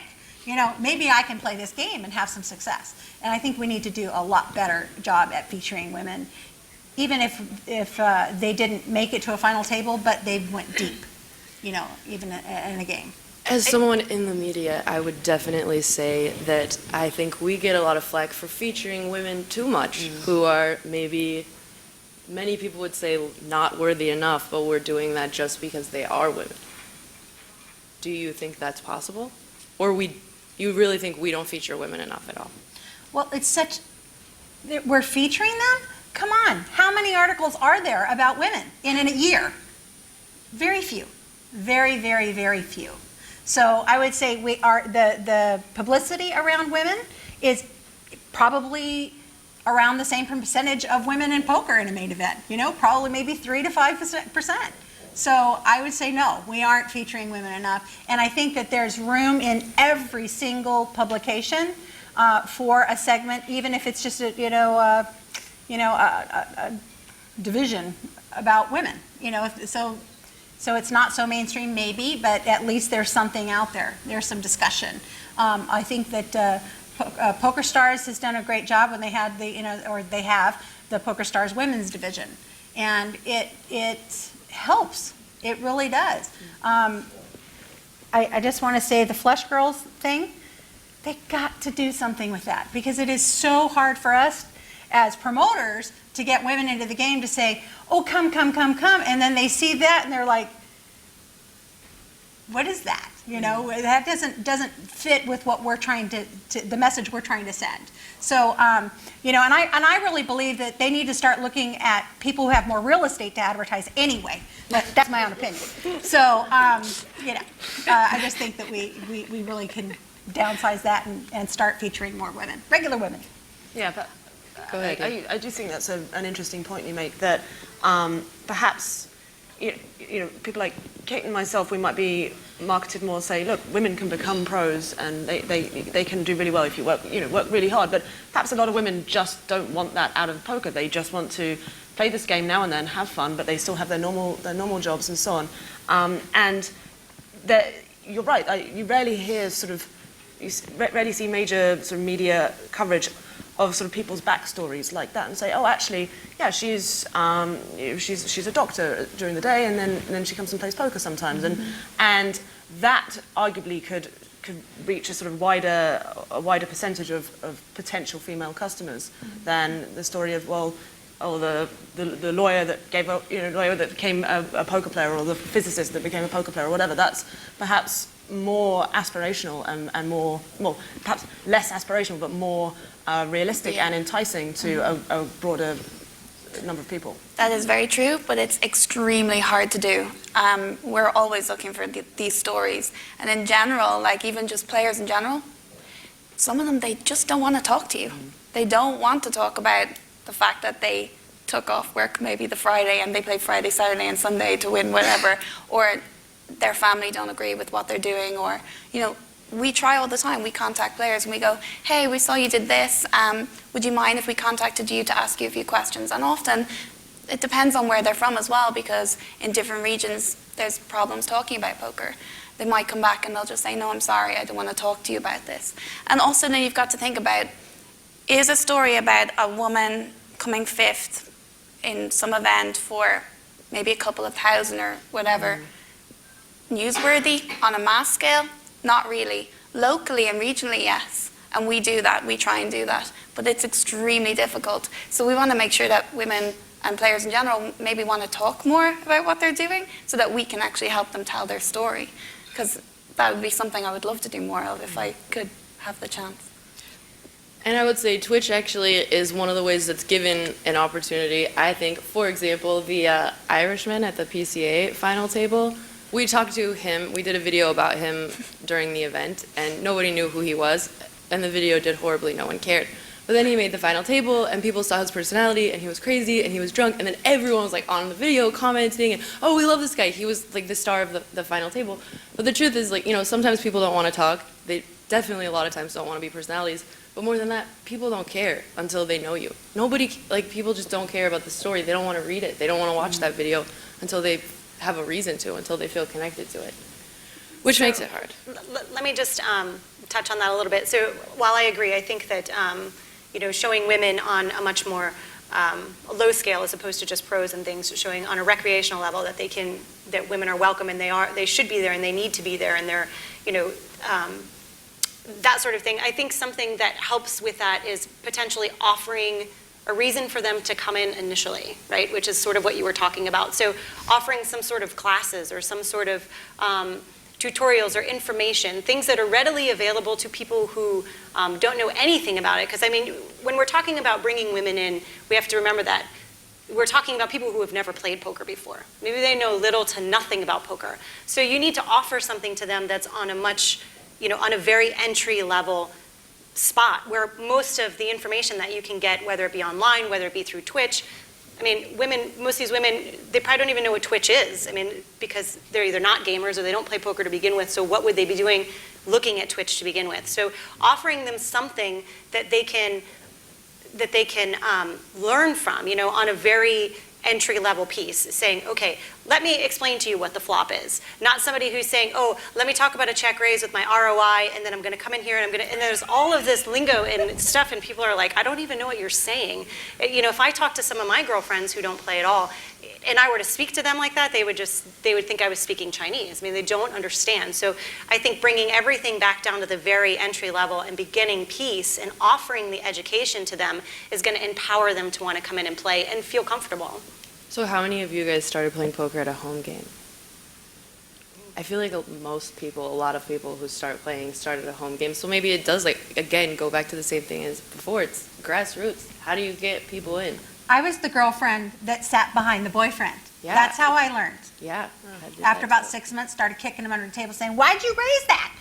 Or whatever. And there people enter this sport I said sport, yes I did. But we enter this game in a variety of ways. And could be through social gaming online. It could be through, inviting some friends over and playing. It could be families. Families have played poker for years at home. But women are very, very, very different. And I mean, that's all I do. So I definitely feel comfortable saying that women take this game differently. They treat it differently than men do. First of all, they aren't going to be able to get out as much as the guys can to go play live. They are going to be very budget conscious because they're going to pay their household things and concentrate on that, taking care of their families, before they'll spend the extra dollars on poker. So really, we have to have all those levels. The social level to bring them in, enough for them to want to put money down, enough for them to want to put more money down, and then to start competing at higher levels. So we need all levels.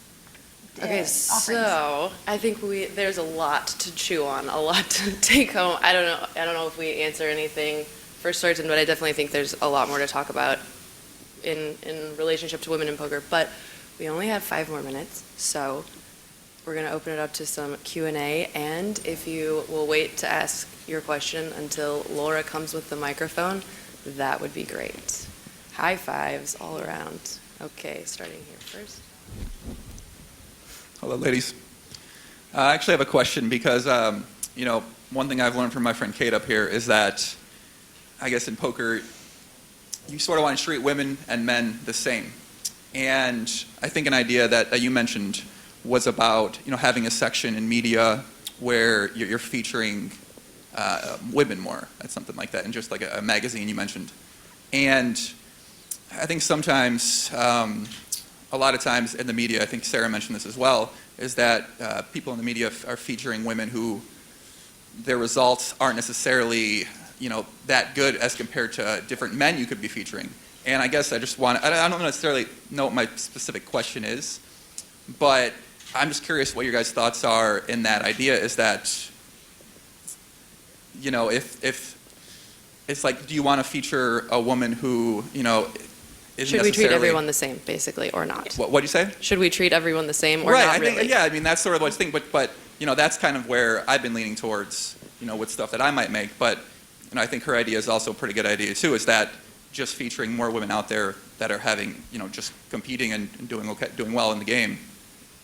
I think that you have a good point there, because if you're talking about creating, all people are created equal at the table, and then the only men that you're featuring in these magazines are men that are, extremely successful, right? And then you're featuring women that are far less successful because you just need to feature women.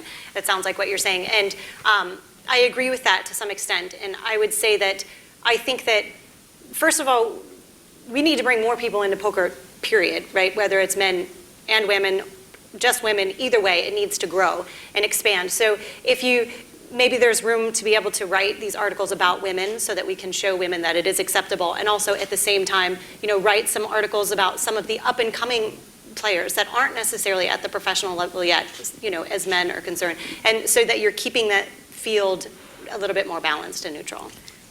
We do this, and as an organization, we have a spotlight on a player. We just do a spotlight.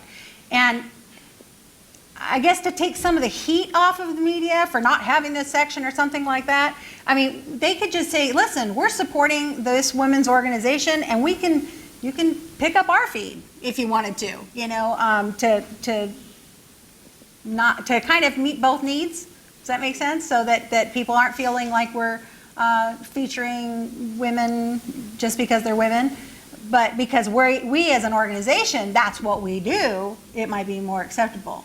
Does that make sense? Right. Yeah. I tend to think that there should be some sort of delineation between press coverage and marketing type stuff. So the fact that there is so much attention paid to women who are successful in poker.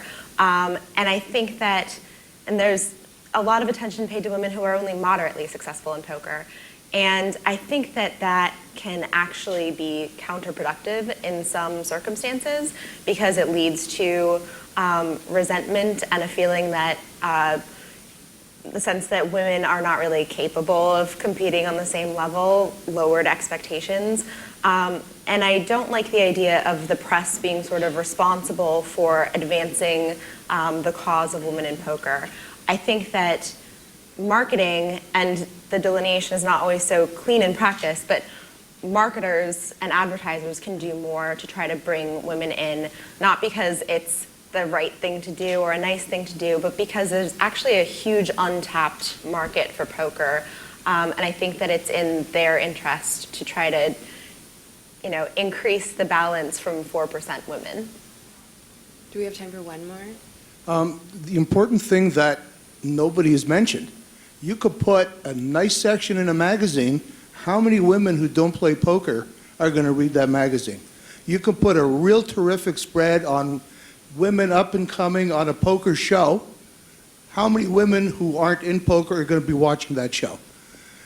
The important thing you have to remember, the advertisers pay for that magazine, and the advertisers pay for circulation. If you can find a way to get the average woman who's not a poker player to look at the magazine, you can be sure there's going to be a women's section in there.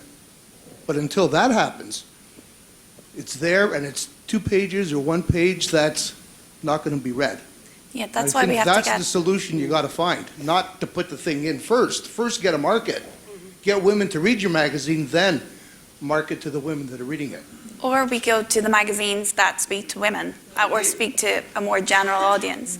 And it's harder to do, but it's way more impactful. You can't make the audience come to you. It's very difficult. Exactly, yeah.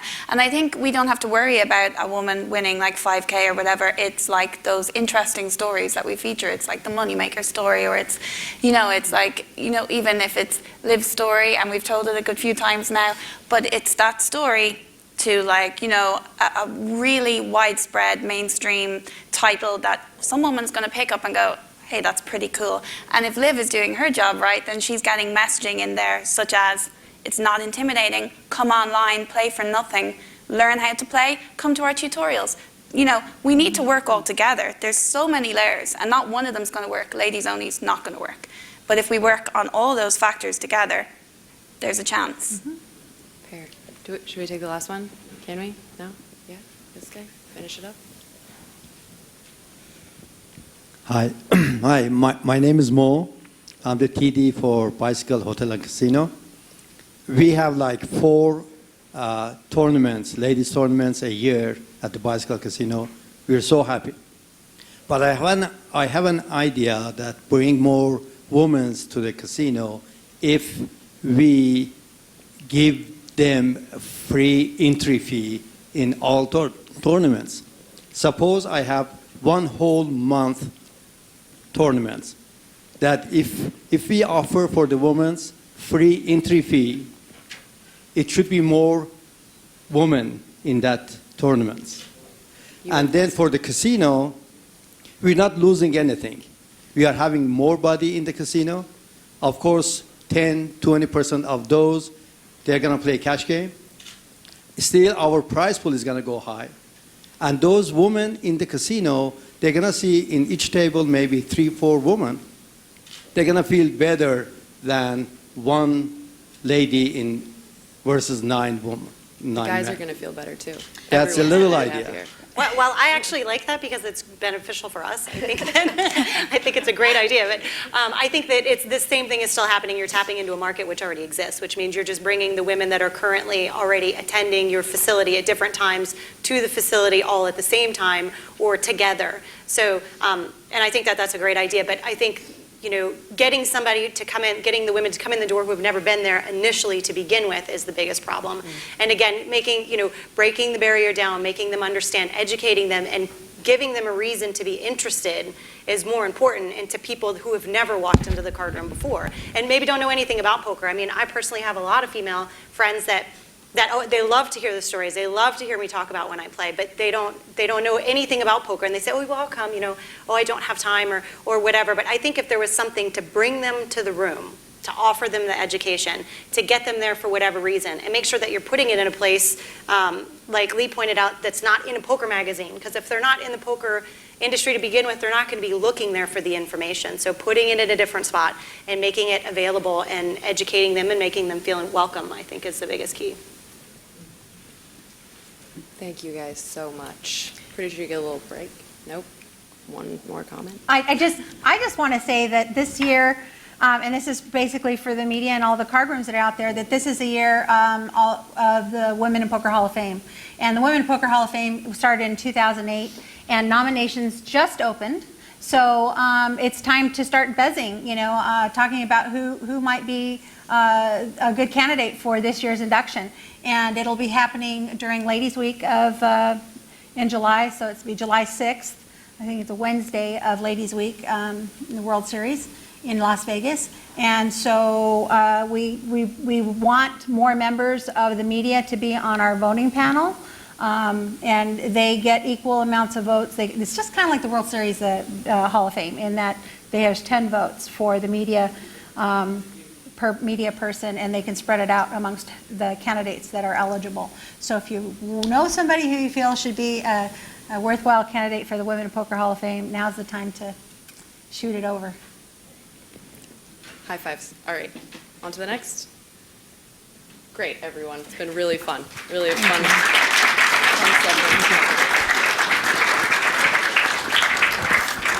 segment. Oh, you're spinning too long. Yeah, that's all right. We got the real estate going on, so we're good.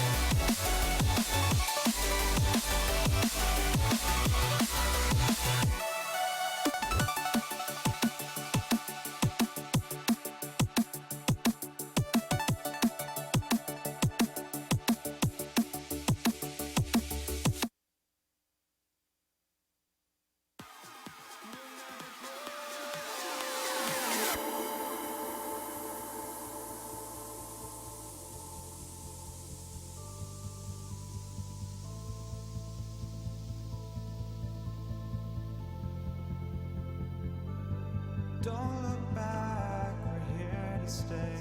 A life we knew would come one day.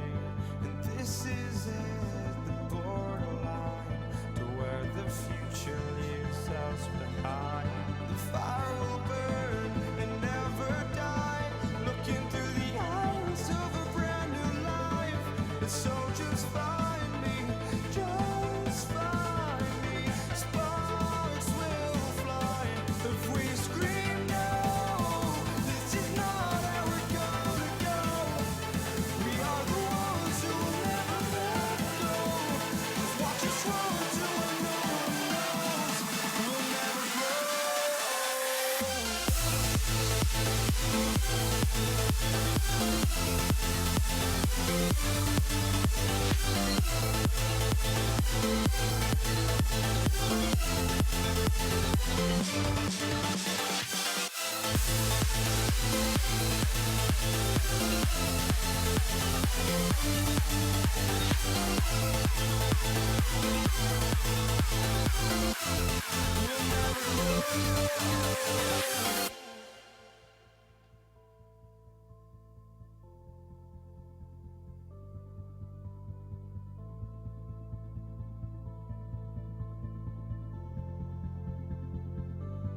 Don't look back, we're here to stay.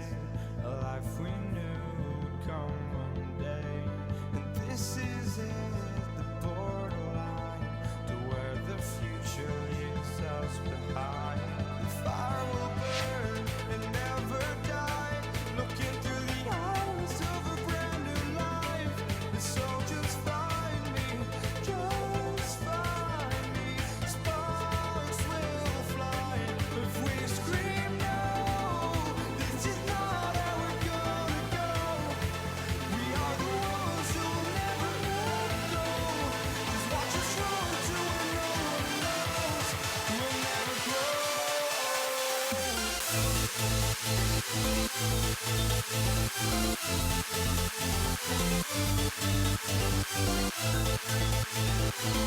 We'll be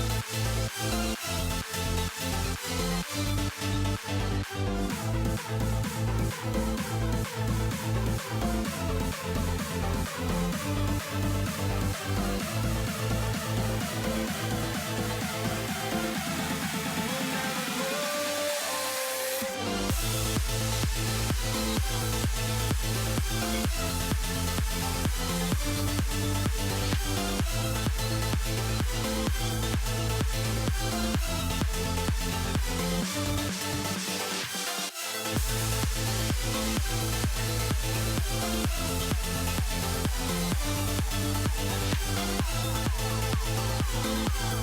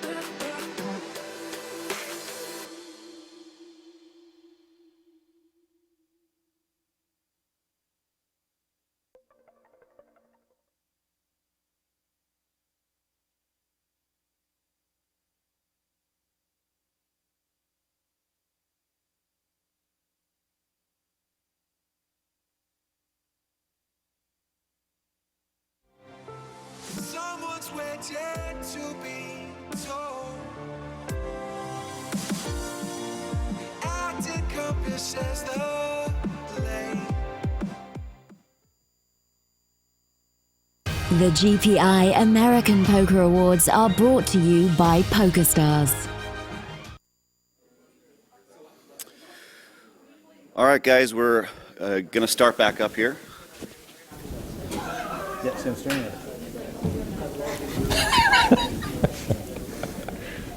You're like 10 years old.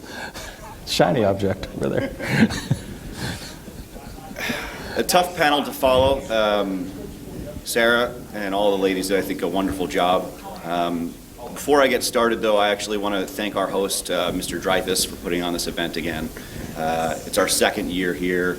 I think it's really beneficial for the industry as a whole here in the U.S. to get a platform to chat with each other, to network when we're not quite as busy running around following tournaments. So thank you very much, Alex. My name is Matthew Parvis. I am the Chief Creative Officer of iBus Media. You guys probably know it as PokerNews.com. I have been in the poker media industry for about 10 years now, and I've got a really great group of guys to my left who I will let them introduce themselves. First of all, Adam Schwartz from the 2+2 PokerCast. That's the entirety of my introduction. I'm Adam Schwartz. We've hosted, along with some co-hosts over the years, the 2+2 PokerCast for about 10 years. Don't sell yourself short. It's one of the biggest podcasts in the industry. They've done a great job over the years of providing really great insight to the poker industry. To his left is my colleague, editor-in-chief of PokerNews.com, Donnie Peters. Hello, everyone. Like Matt said, editor-in-chief of PokerNews.com. I've been in the industry since 2008. Started as a lowly tournament reporter, worked my way up to live reporting manager with PokerNews, and then to editor-in-chief. I've been with PokerNews ever since. Yeah, I mean, that's the extent of my intro. And another former colleague, Lance Bradley, who is president and editor-in-chief of PocketFives.com. I've been with Pocket Fives for 6 months as of today. Prior to that, I was with Bluff Media for 8 years on the U.S. side. I've been in the iGaming space since 2001 and poker specifically since 2004. So I want to get started by really rewinding to 5 years ago when the poker media and the poker industry was really a different place. I think everyone within the industry has been affected greatly by Black Friday and the shutdown of poker in the U.S. specifically. But within the media, I think that we've seen some of the hardest hits and the biggest changes. Guys, I'm going to open it up here. Over those last 5 years, what do you think the biggest change has been within the poker media landscape from 2011 to today, either positive or negative? I think one of the positives is we've seen some really good work come out of people because we've gone from having this like unlimited budget because the ad dollars were just flowing in to sort of needing to narrow down your focus and your content plan every year. And I think from that point, we've been able to work with a smaller group of writers. And while that's not necessarily great in the long term, the last 5 years, being able to work with this group of writers and content creators has really, I think, made the product a lot better. We've been able to really focus our approach that way. I would second that notion and say that collectively, while the poker industry or poker media industry has gotten smaller, we've become more of a family and we've worked together. Although our budgets have gotten smaller, our work has gotten better in a lot of ways. And with the budgets being smaller, as poker media, we all need to work hand in hand much more so than we did before, to make the industry itself grow as a whole. And that's what everyone in this room, everyone that's tuning in, everyone that's a poker enthusiast, everyone wants poker to grow. That's the bigger picture here. I would say one of the problems that's happened is the lack of funding has stagnated the growth of the talent, bringing talent into the industry, as far as content providers coming in and being compensated because it's just not there like it was in the past. So I think that's a problem for the poker media going forward as far as how that goes. But I think that the landscape of poker media is changing as well and how people get compensated. So it's going to be an interesting couple of years. I know that was a topic in our email thread prior to coming out here was the reduction of the talent pool, so to speak. But there is a pro to that as well. As you mentioned, the people that have been in the industry have had a chance to gain more experience, move up in ways that were probably not quite as possible a few years ago. What are some things you think that we can do as an industry to really help replenish that talent pool within the poker media space?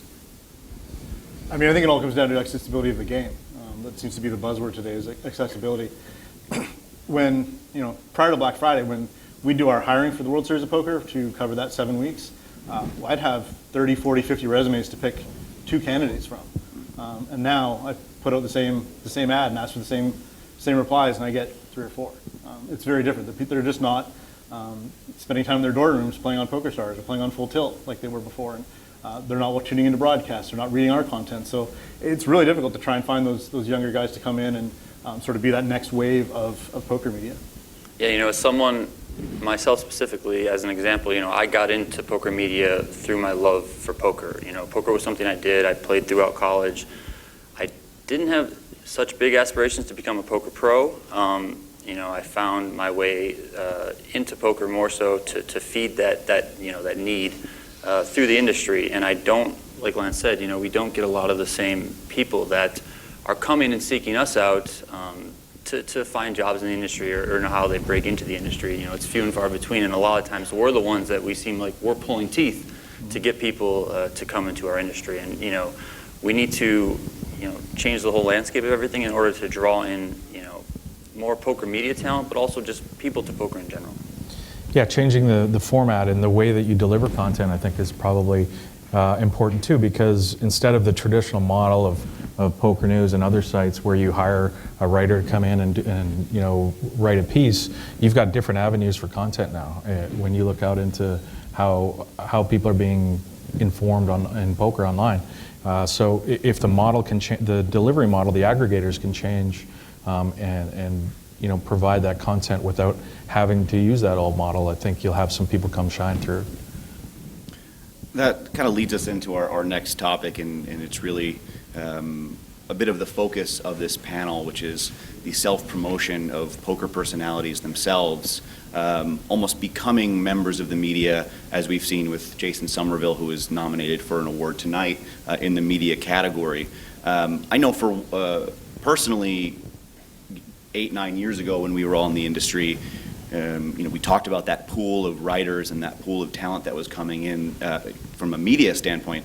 But they were also a lot of people that were coming in and trying to utilize the media and their place in the media to potentially build a poker career. I mean, I can't even, I could probably count on all fingers, if not more, the number of guys that have come in and told me, yeah, I want to work within poker, but eventually I want to become a poker player.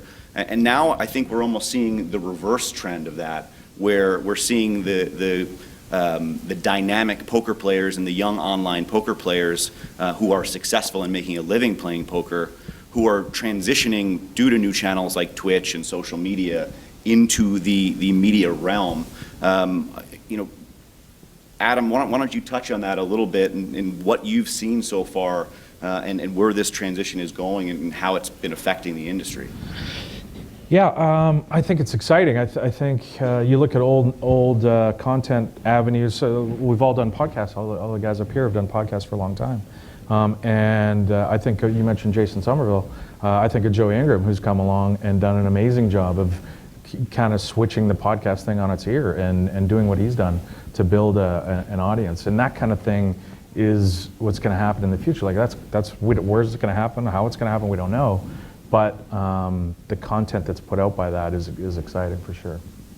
Yeah, I think using the example of a Joey or a Jason, those guys they seem to have bought into poker itself and growing poker as opposed to just serving their own means. And I think that a lot of poker players within the industry are looking out for me, and that's not the thing that we want to really try and achieve here. If we're going to draw people into poker, whether that be through new mediums like Twitch, podcasts, various other forms of content, we have to reach, more of the masses and not just this small niche poker community that we have, and you know, someone like a Joey who's out there, you know, on a Twitch, on a YouTube, someone like Jason Somerville, they're being able to reach people who aren't attracted to poker initially, but now they see these guys and they get attracted and they come into our game, and that's going to help grow our industry.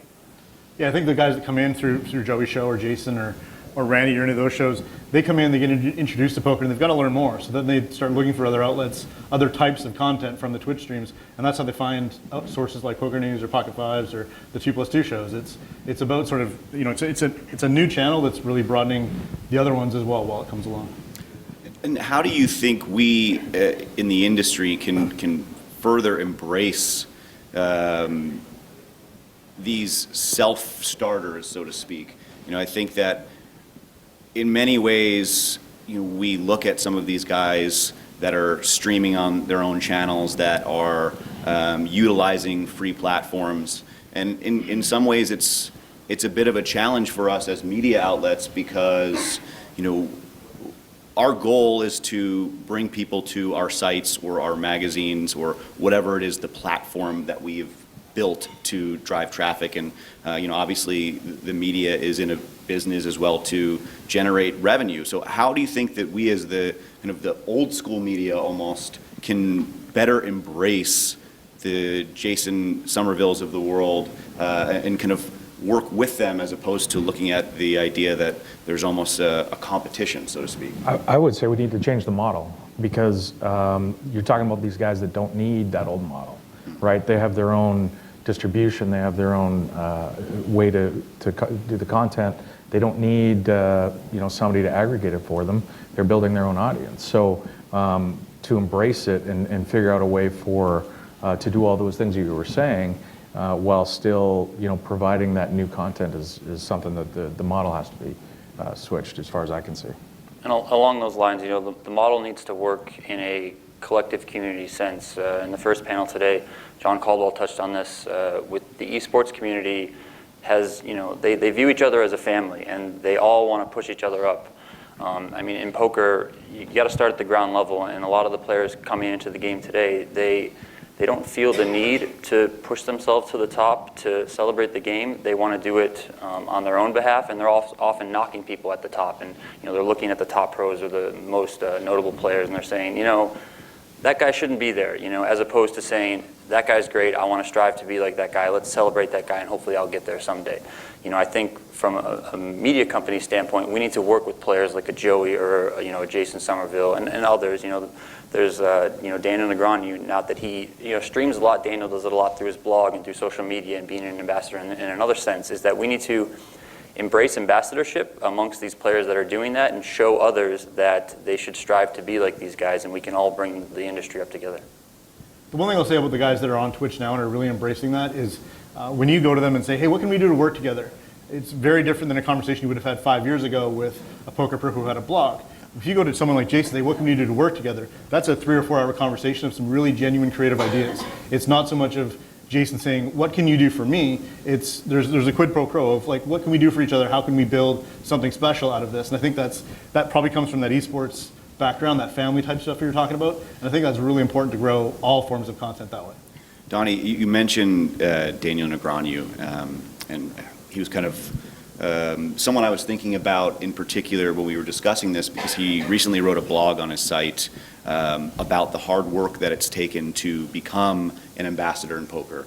You know, it's a lot more than turning on your computer and deciding that you are going to, you know, have your own Twitch channel or you know, start periscoping every day.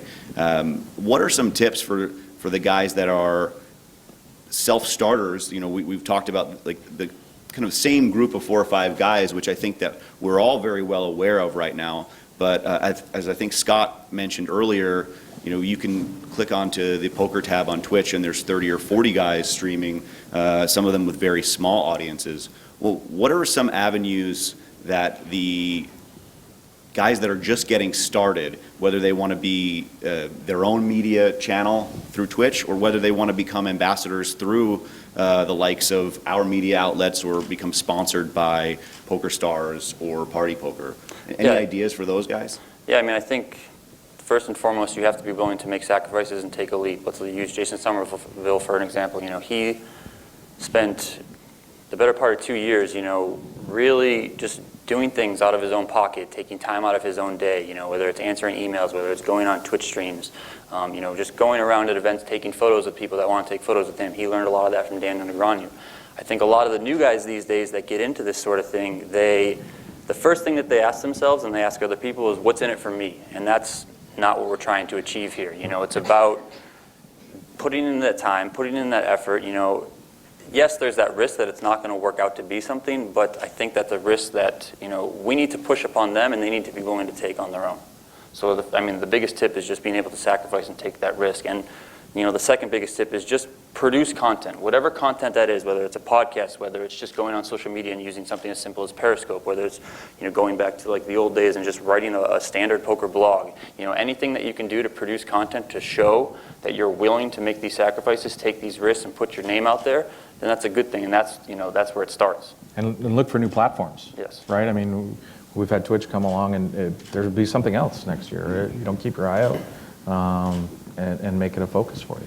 Yeah, I think that one thing that I've seen, and I'm sure the guys can echo this, is that there's certainly poker players that are looking to take that next step and become that poker star, whether it be through their own channel or with a sponsorship. But there's plenty of guys that aren't. But the guys that want to get involved, I would say that there really needs to be a symbiotic relationship with the media outlets. So when Sarah, for example, is interviewing players at an EPT, a lot of the time there's such a focus on, I want to take this 5-minute break. And I think that's understandable. It's a long day. But, those that are embracing the opportunities that they have to have their own voice are really reaping the rewards. And so I think that that's what we're seeing right now, even more so with the amount of channels that we've got developing.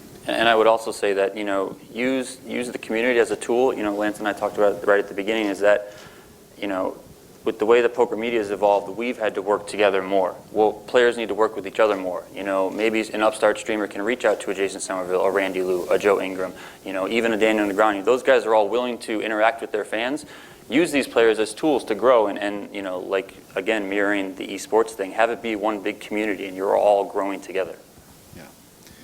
So on top of the rise of poker personalities becoming stars or their own outlets, I think we've also seen a big rise, and I'd say it's kind of a dual situation where there's certainly been a consolidation of poker media outlets. I think if this was 5 years ago when we were having this conference, we would see quite a few more faces in this room that were part of the poker media.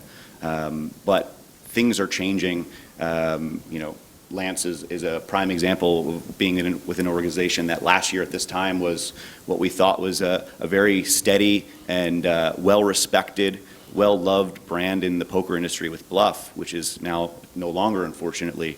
So we're seeing this kind of consolidation of the industry through the rise of personalities, but we're also seeing a rise in the operators themselves taking the realm or taking the kind of the reins as a media outlet. So we'll see very often the World Series of Poker, for example, doing their own live event coverage.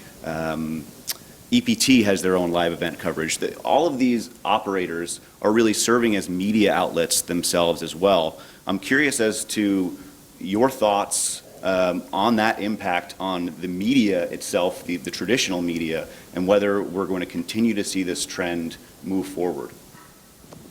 I think you've got that in every industry. I don't think it's specific to poker. I mean, if you look at any major sport, every Major League Baseball team, every NHL hockey team, every NFL team has their own media covering the team for their team website. So I don't think it's really unique to poker. I think there's always going to be a need, though, for that independent voice that's separate from the brand. Content marketing is a great buzzword that's been bouncing around for 5 or 6 years now, that people seem to believe that brands need to invest in content, and they do. But they also need to have supporting content from mainstream, or in this case, industry outlets. Yeah, along those lines, I mean, it's a slippery slope between developing your own content, but then also diluting the general product. And I think you have to be careful not to dilute the general product by just going down your own path. If various companies choose to go down their own path, that's all good and well, and I'm for the more content, the better. But you need to be able to work with larger companies as well, and maybe just point them to your blog or work hand in hand with them, or whatever it may be. And because those bigger companies are the ones that have most times a bigger reach. Mm-hmm. Well, I think the key to this is do what you do well, because people will need you then, right?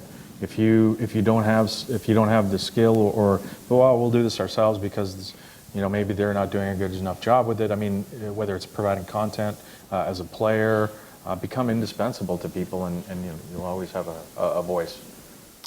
Yeah, I mean, I think Lance, you made a good point that it certainly is a mainstream trend. That buzzword, as you mentioned, content marketing, and I think that operators rightly should be getting involved.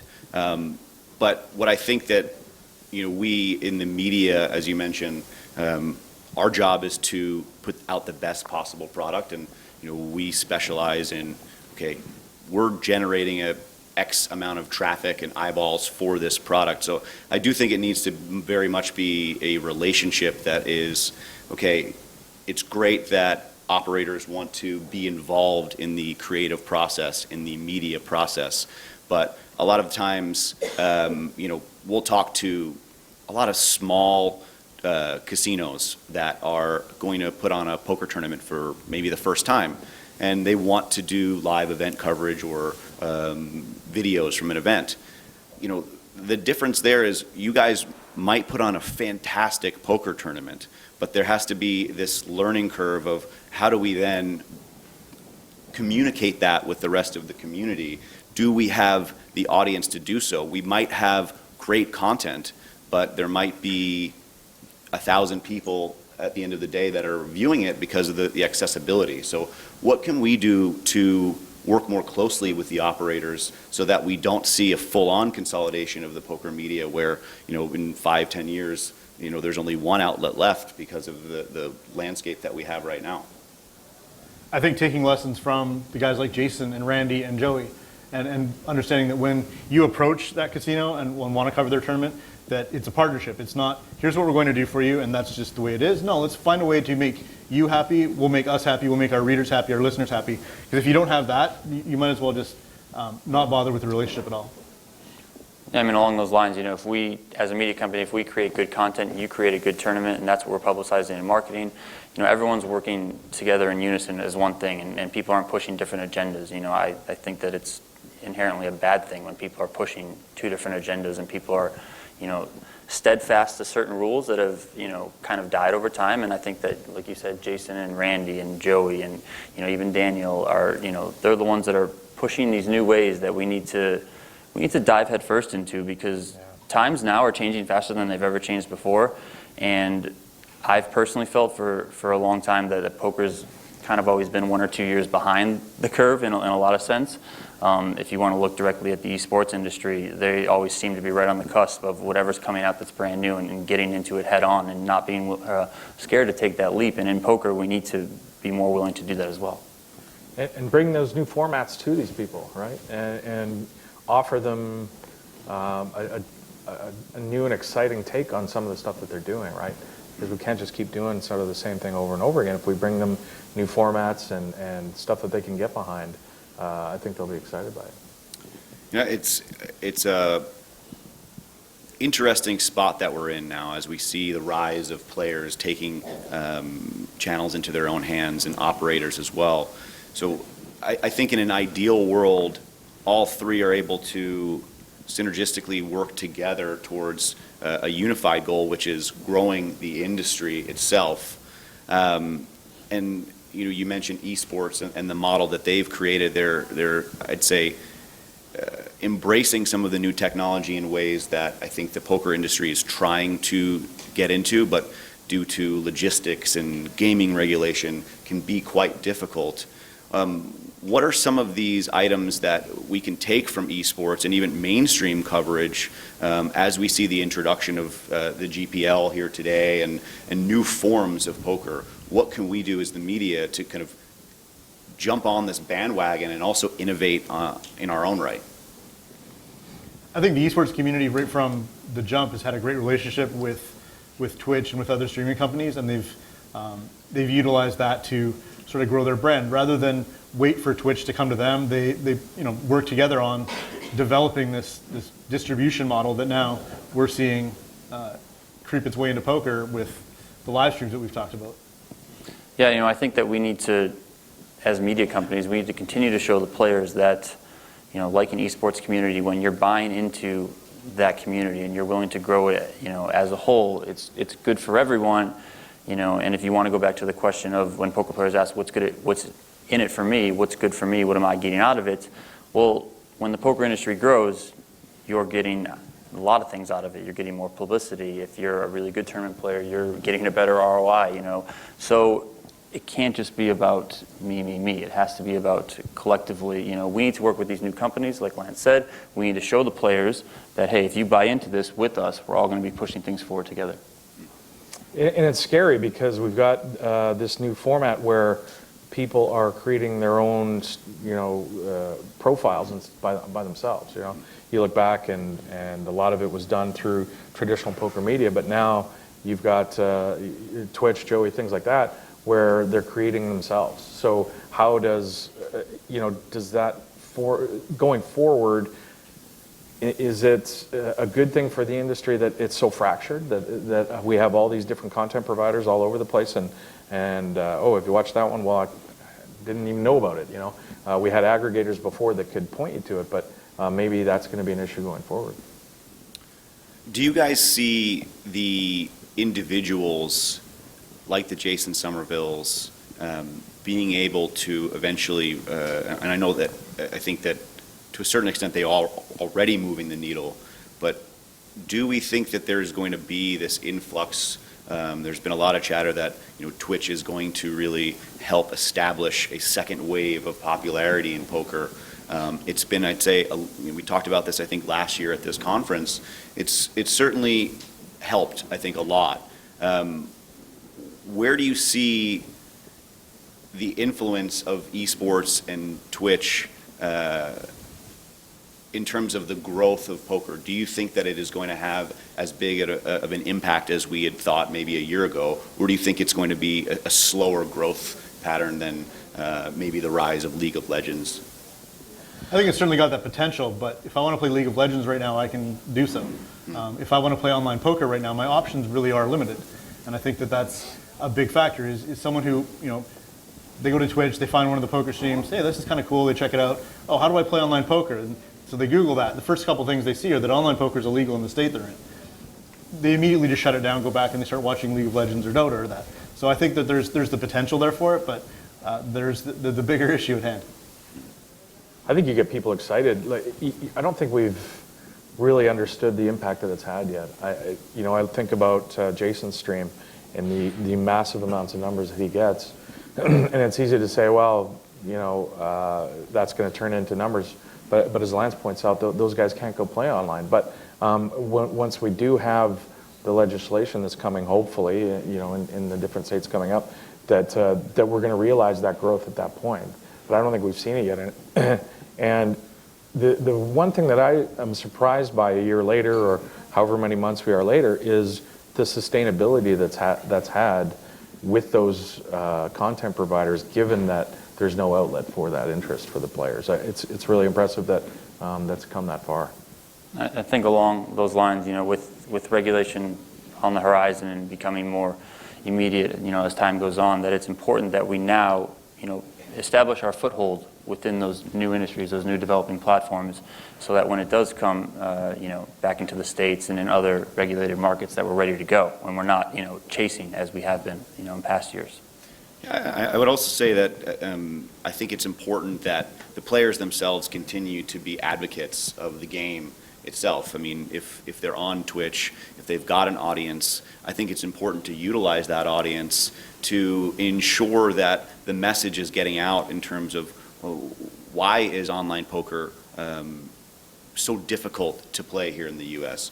You know, there's still so many people that I run into in my day-to-day life who are not from the poker community who think that, you know, they still play on a lot of the gray market rooms that, you know, I think a lot of people in here would say it's probably not the best idea to be playing on an unregulated platform. So I think it's really, really important that as the players accept this level of increased stardom, so to speak, that there also comes a layer of responsibility to that as well, to make sure that they're advocating and informing their audience how they can make an impact, how they can talk to their local legislature to regulate poker in a way that is safe, in a way that is beneficial to everyone, really. So I definitely think that's an important part of this, is with that comes a lot of responsibility to these players themselves. With that, I kind of have, it's a bit of an open-ended question, but you know, we talked a lot about the evolution and transformation of poker over the last 5 years. Where do you guys see poker 5 years from now, and maybe even 10 years from now, from a media standpoint, from a player marketing standpoint? What do you think these next steps are going to be, and do you think that you know, the traditional media, in a sense, is going to survive, or we're going to see a complete change of the guard moving forward? Is online poker legal in California yet? Maybe, maybe not. Right. I think that's a big part of it, is understanding where we are with legislation in these states.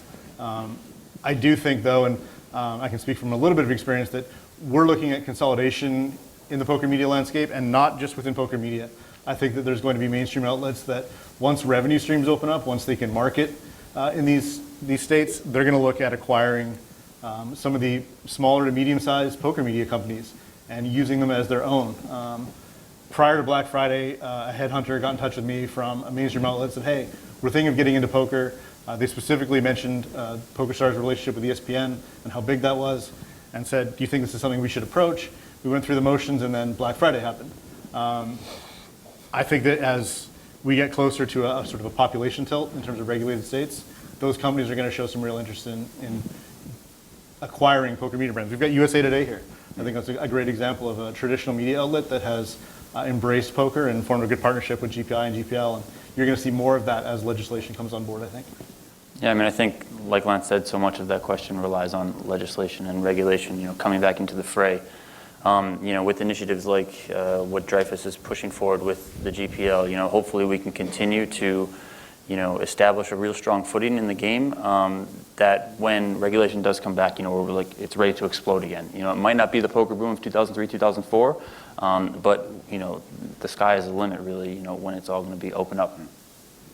I think if you look internationally, I think you'll see a lot of fracturing with how content is given to people who seek it out. You know, we talk about the streams and the individual way people can promote themselves. And I think you'll see a lot more of that coming up.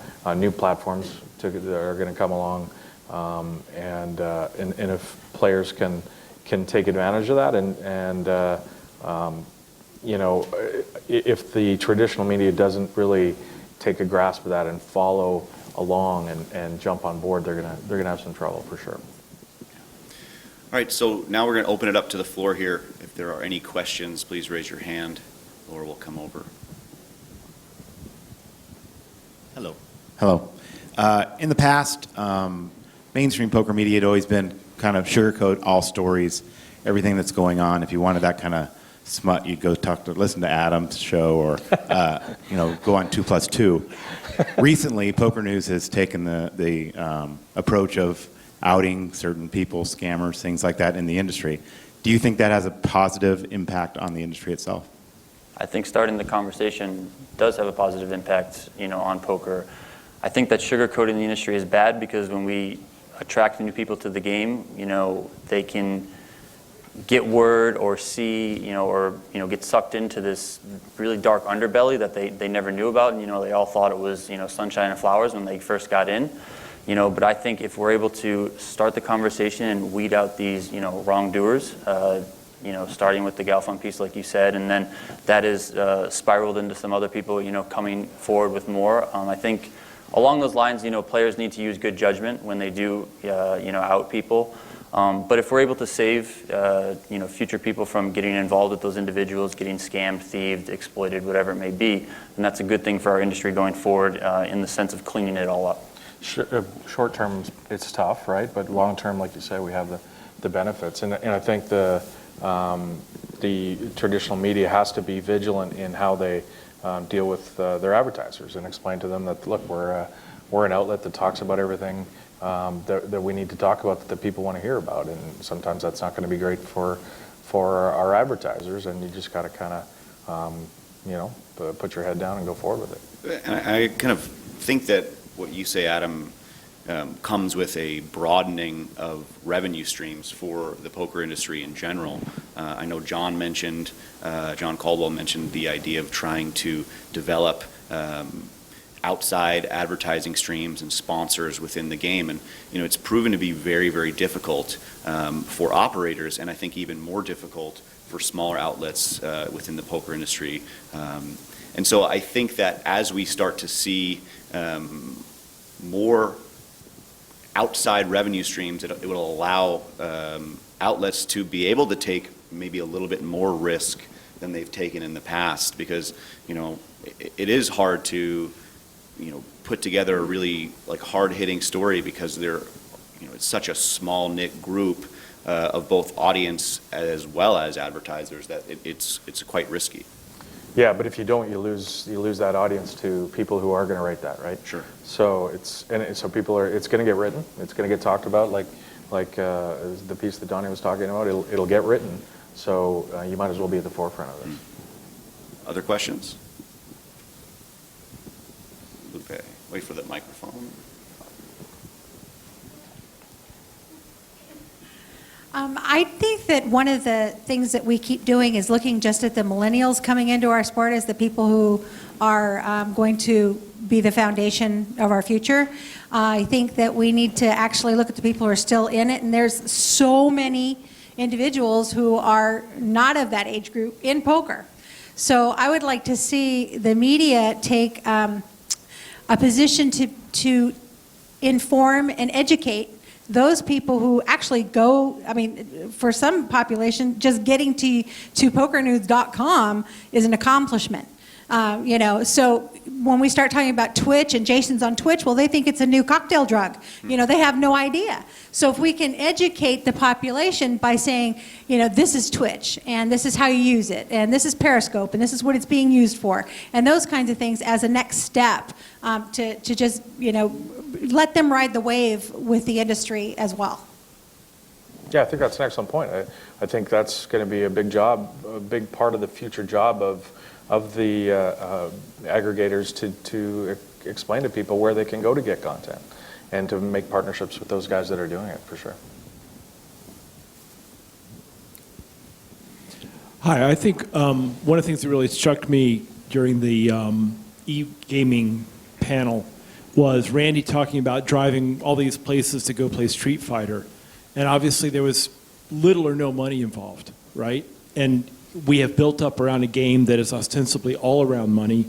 And back to the previous question that Matt had raised, that is what is often spawns these, I got scammed out of $250,000 or whatever. Is there a possibility, a future, any hope of having poker be not about played solely for the joy of the game, and become more about Street Fighter, where there would be tournaments where Coke or Red Bull was putting up the money and there was no actual money on the line, and maybe make it more of an entertainment situation, which might also lead to better community? I personally, I would agree with you that in general, and I think Donnie, you wrote a piece a couple years ago about poker needing to become fun again for the players. I think that we all, I know personally, I got into the poker industry because I loved the game. I loved home games with my friends where we were playing with, quarters.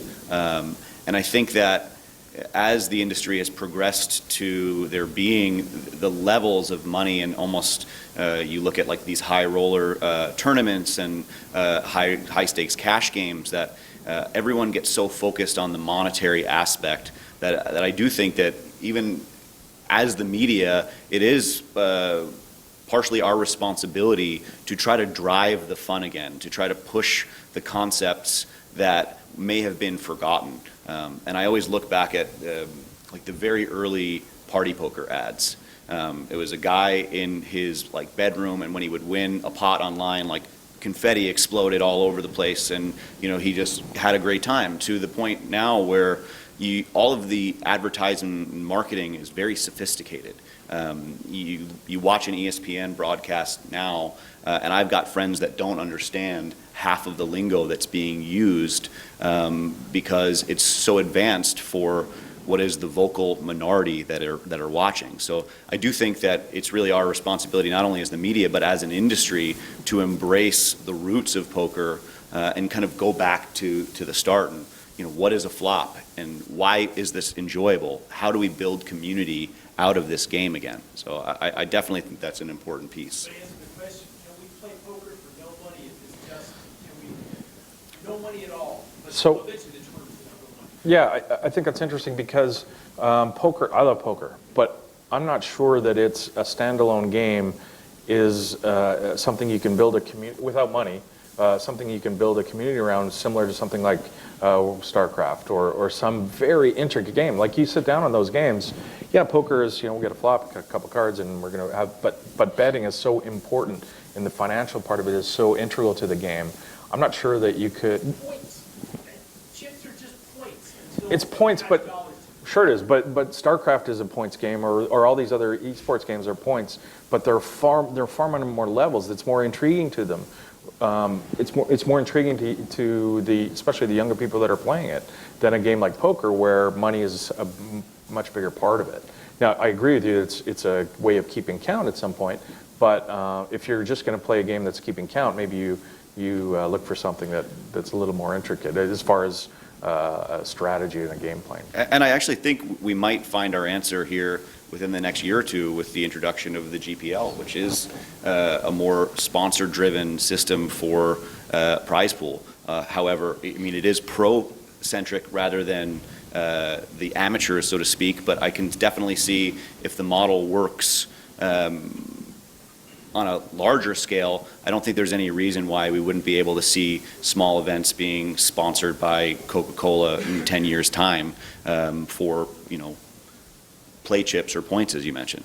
I mean, it's a hard transition to make now, just knowing that we've always, media, online sites, live venues, whatever it may be, has always pushed the game as something you can do as a profession in order to achieve, like ultimate freedom. I can wake up whenever I want. I can go play poker whenever I want. Yes, that's the means of, my monetary income, but I can do it on my own terms. Me specifically, I can go play basketball, I can go play soccer, I can go play tennis, and I can just do it for fun. There's never any money involved. I just, right now, with the way that we've come and the way that we've brought the game up and promoted it for so long, it's going to be hard now to revert back. You're going to really have to make a push, with the new people coming into the game, that the reason they're getting into poker is not for money, and that's a really hard sell. I think what you're describing is certainly possible, but changing that narrative, like Donnie says, it's so difficult. I mean, the World Poker Tour broadcasts, out comes the money, they dump it on the table. The World Series winner photo, it's a dude hugging $10 million. So it's really difficult to convince mainstream outlets that this is more about fun than it is about the wad of cash sitting on the table. So it's certainly possible, and I think Alex has a challenge in front of him to sort of do that with the GPL, but changing that narrative is a lot harder than I think we're expecting. We've got time for one more question. I was just going to say, bringing back the fun, like you said, just playing not for money. I know that my team and I play the WRGPT like for years, and that is strictly for no money. And it's strictly for the love of the game and bragging rights. And then there's, we don't play for money. We don't bet on the side. It's just so we can tell each other, I outlasted you or whatever. I do think that is part of bringing back the fun into poker and making it not just for the professionals again. So I think with the media, like you said, your responsibility is to make it more of an outlet for people that may not be looking to make a career out of it, but just as a fun recreational game.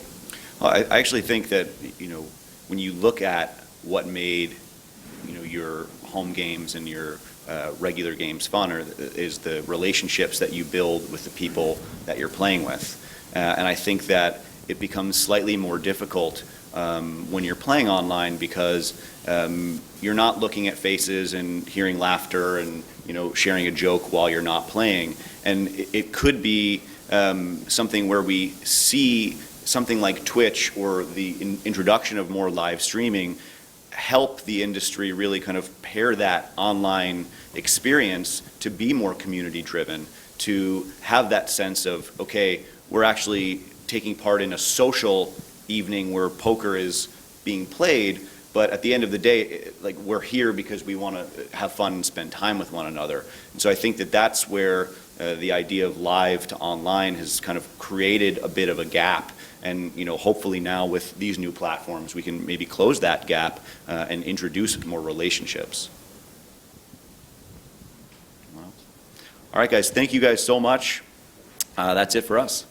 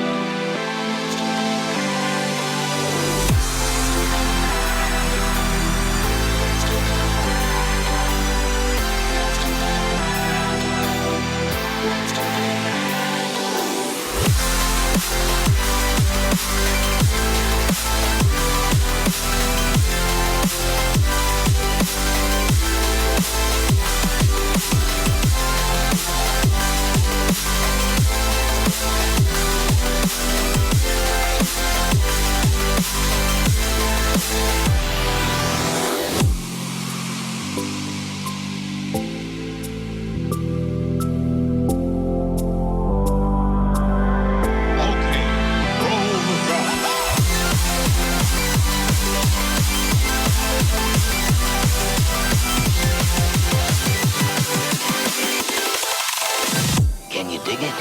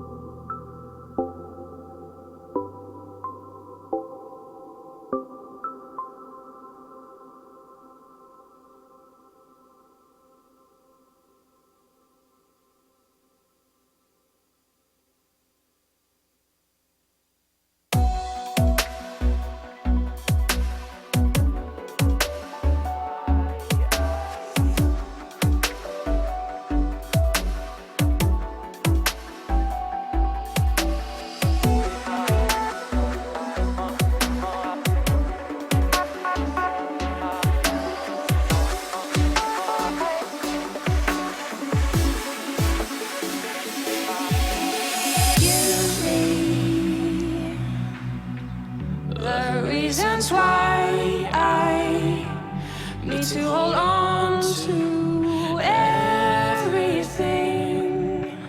I don't know what to say now. I need to hold on to.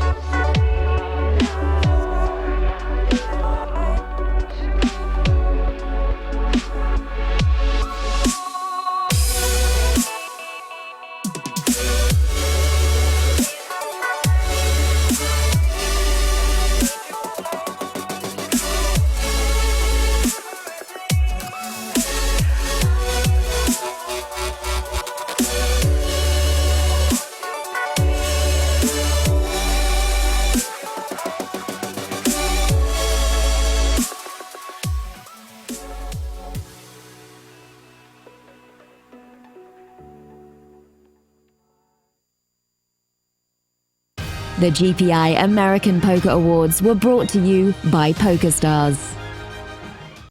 A bit cliché, non?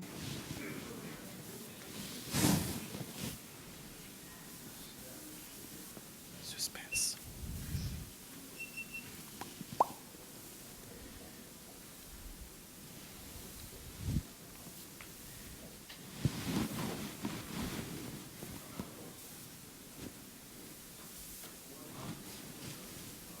You're home? Yeah.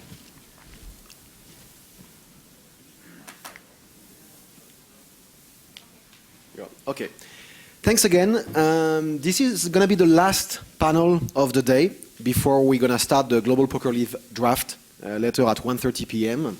That last panel is about the players. It's called the Players Panel. And the idea to this year was to try to see with these gentlemen how the life of a poker players, how players can work together to grow the game, to expose the game, to grow their revenue, and if it makes any sense, I don't know, to unite themselves. I have some statistics actually that are interesting. Is we made a survey in October last year about 1,000 poker fans in US, and we realized that 13%, 1/3, of the poker fans were only fans of the game since 3 years. What does it mean? It means that we failed as an industry, especially in US, to renew and acquire new poker players and new poker fans. I have a big question about that. Is it the fault of the media, the poker players, the industry, the regulation? Probably a bit of everything. But one of our consideration of one of the points I wanted to raise is how can player can change that? How can they unite and grow the game? And what's the role of players to either to be ambassadors? Are they ambassadors? Should they be ambassadors? I don't know. Can they protect the ecosystem that they are in? Back to the discussion about PokerNews and Phil Galfond a bit earlier. And is there any benefits from the players to actually being exposed?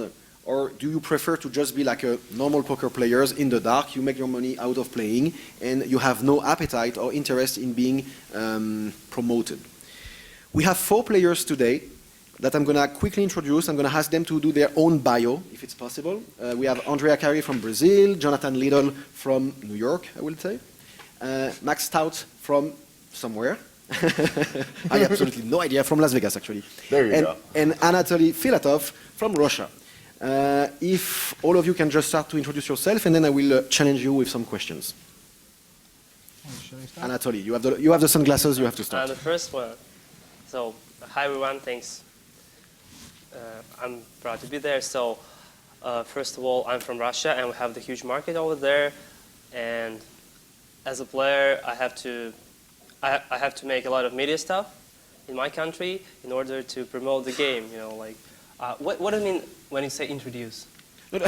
Just give your background as a poker player. As a poker player, okay. I was the best Russian player in 2014. That's a good statement. By GPA, the Alex gave me this award.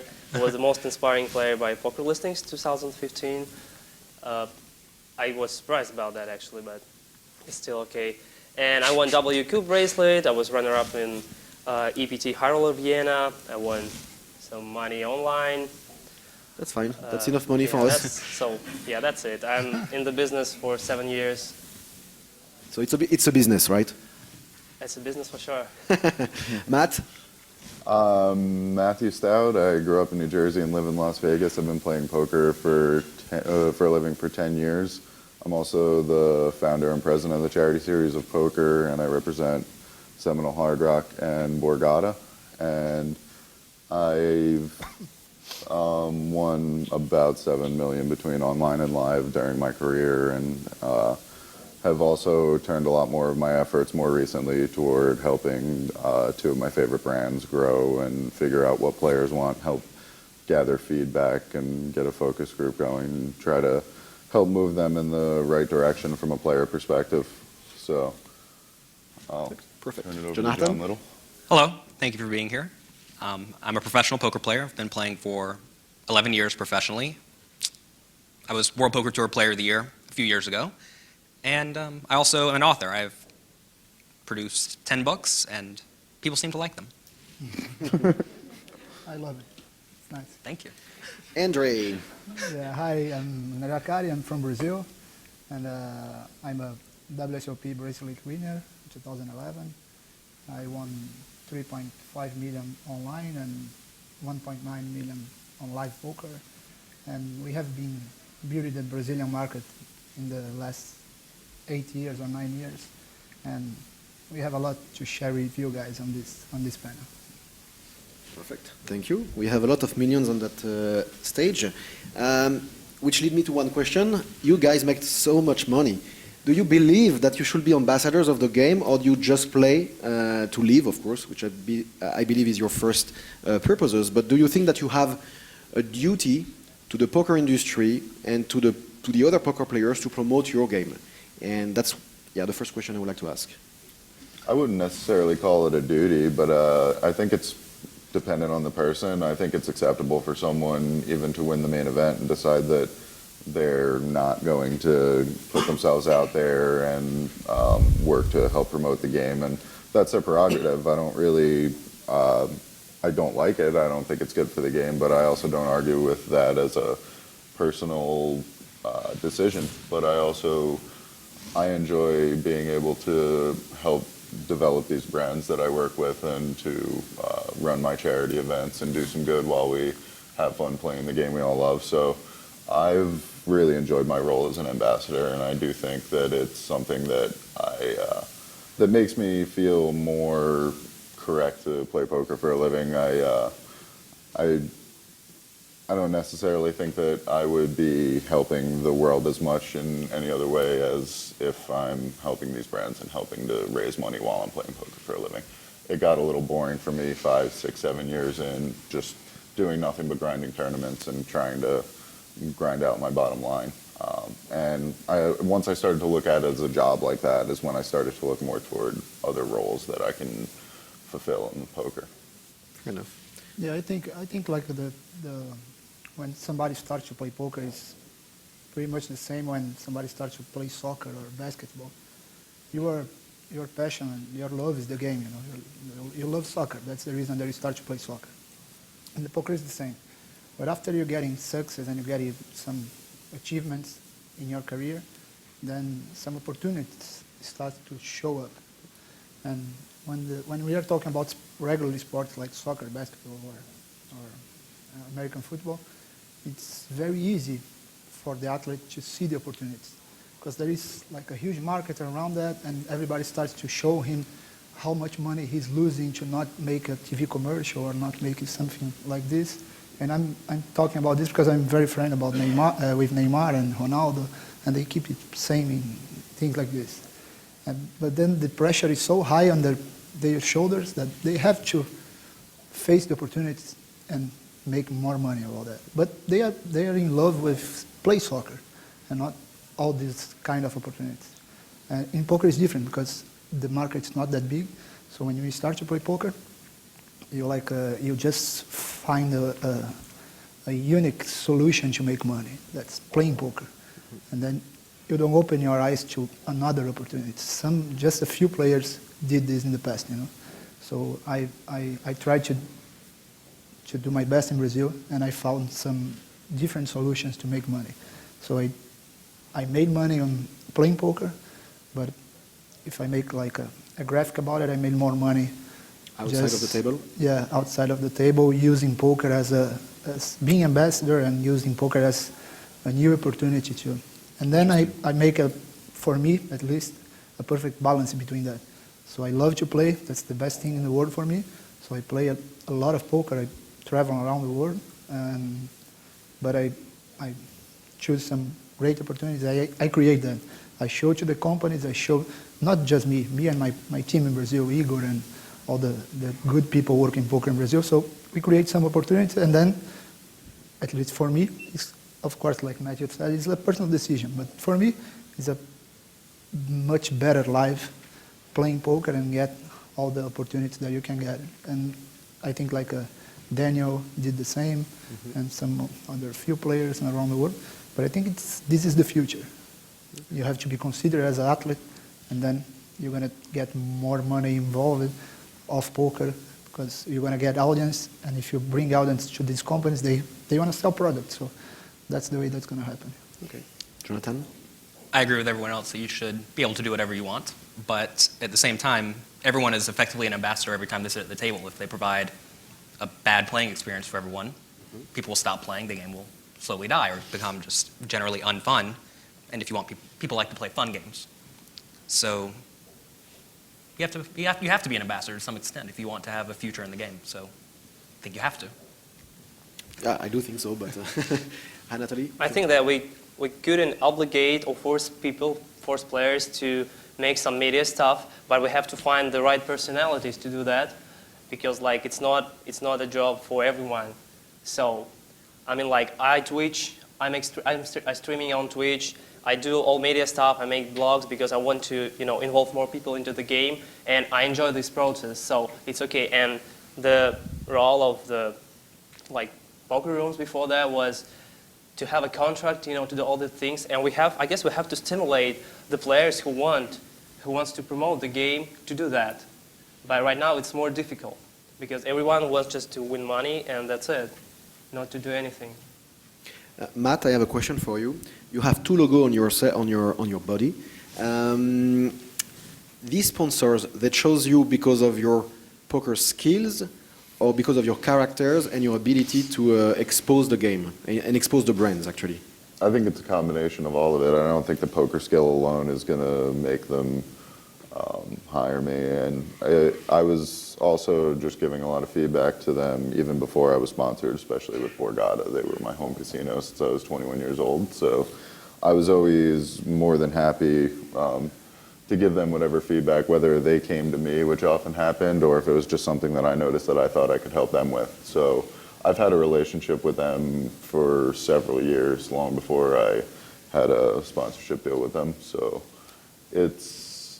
I think it's sort of a combination of everything. You do need to have a certain level of poker skill, but I don't think that's the most important factor. I think your marketability, how you present yourself, your reputation in the community is a lot more important than your poker skill itself. And would you agree that, unfortunately, a lot of professional poker players think that only the skills matters when they think about sponsoring, meaning that players think that because they won an event or because they spend $500,000 in buy-in, they're worth something sponsor-wise. Do you see that or not? Oh yeah, I definitely see people getting bitter, saying that they have better results than someone else. Why did someone else get this deal when they didn't? And like I said, a lot of it has to do with how much you're putting yourself out there, how much you interact with the community, how big your social media following is, and how much you interact with them, and we'll really get involved in taking player feedbacks and sifting through it and seeing what should be brought to the company and what shouldn't, what's good for both sides and what would only benefit players and not the operator. Being able to see through all those things and really understand it from both sides is crucial to helping those operators improve their product. So there's definitely a lot more to it than I made this many final tables, I won this much money. That has some relevance, but it's only one of many factors that should be considered when potentially sponsoring somebody. I think, in my opinion, it's the opposite way, because not the opposite way that what really he's saying. When you play poker, if you win a tournament, if you win $1 million, it's very difficult for you to try to be sponsored by Red Bull or Coke or something like that, because it's so far away from you. Mm-hmm. And then it's very easy to you to just focus in the next day because you have another tournament paying $300,000. So you don't create this kind of opportunity. You don't write a blog. Mm-hmm. You don't do a Snapchat. You don't do a tweet because you just won $1 million. So it doesn't matter for you because it's so far away from you. If you take the case of Neymar, if he scores 3 goals against Real Madrid, it's really difficult for him to score 3 goals. But if he does it, he's gonna get a $3 million in general, just because the 3 goals. But then when he opened his door, there is somebody offering him $15 million to be sponsored by some Nike or some other company. So the things coming for him automatically, and because the poker market is really smaller than the soccer market, it doesn't show these opportunities automatically. So you have to create that. The professional poker players, they have to be aware of it and see how much money they can do it in 5 years or 6 years or 7 years. They have to realize that it's not easy to win a tournament and make $1 million every month or every year. You're not going to do it. Just check the GPI list and the graphic. You're going to see that just a very few players can do it. So, and then you can play, you can make money playing, but you can have a lot of great opportunities bringing some other brands and giving them the benefits to have audience, to have people following you, and sharing your techniques, sharing your lifestyle, but the thing is, I think that they don't do it. The poker players they don't do this kind of stuff because it's still too much money involved in the tournaments, and the opportunities look like far away from them. You know? So they are spoiled. I mean, somehow I would say that poker players are spoiled because they are used to spend hundreds of thousands of dollars of buy-in every year, let's say top players, and some of them, and I'm not saying all of them, but some of them believe that the amount of buy-in should correspond of the sponsoring opportunity that they should get. But that's not true. If I take Neymar as an example, because it's public, PokerStars paid $2 million per year to get Neymar. But if I would sponsor, no, it's public. It's it's on the internet. I just didn't say anything. But it's not true. You can Google it. But the thing is, if you take a high roller players, it's probably going to spend $1 million per year of buy-in. Would you rather spend $2 million to get Neymar or $1 million to get a poker player that spent $1 million in buy-in? Obviously, you will go for Neymar. And I think there is a gap or maybe a misunderstanding between the expectation of poker players in terms of sponsoring, because they expect that because you win a tournament, because suddenly you win $1 million, then it's worth something in terms of exposure, in terms of activation. And that's not true, unfortunately. Do you see that? Do you see the difference or I'm not going to say the frustration, but the gap between expectation and the reality between poker players? I think like it's a different budget, you know, a different kind of budget. Because if they promote just Neymar and just Ronaldo, the poker around the world is so well known as a skill game, it's not going to get back, you know. Nobody's going to think, no, it's not a skill game. It's a lucky game, and it's like a casino, it's like a blackjack. It's not going to happen again. So they always, PokerStars and all the other companies, they always going to need poker players. They always going to need like promote some big names like Daniel and like Ivy or Helmut. No, I was not actually really. I was not talking about PokerStars. More like if Red Bull wants to sponsor someone, should they pay $1 million because the buy-in of that player is $1 million a year? Yeah, I think that if they are looking for the specific market about poker, people that love to play poker, that's different people that love to watch soccer on TV, they're gonna have to looking for us, in my opinion.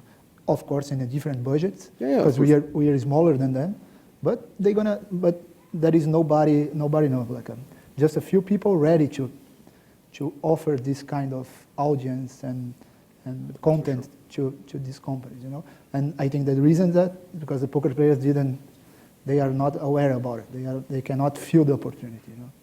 Fair enough. And just one more thing, like poker players are specialized in long-term results, you know. So you take a lot of small decisions in the table to get the results in the long term.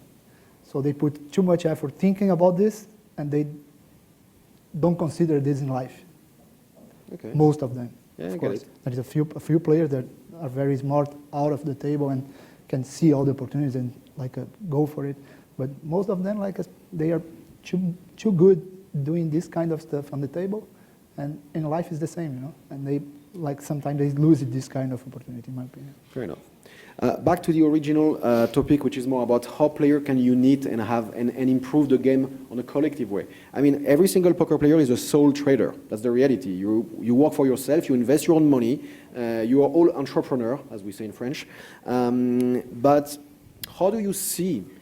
What are the opportunities that gives you the chance to work together in order to grow the game? Because would you agree that because the game is very fragmented, every single initiative is led by one poker player, so you have thousands of poker players trying to improve the game, but how can we try to aggregate that to make it bigger?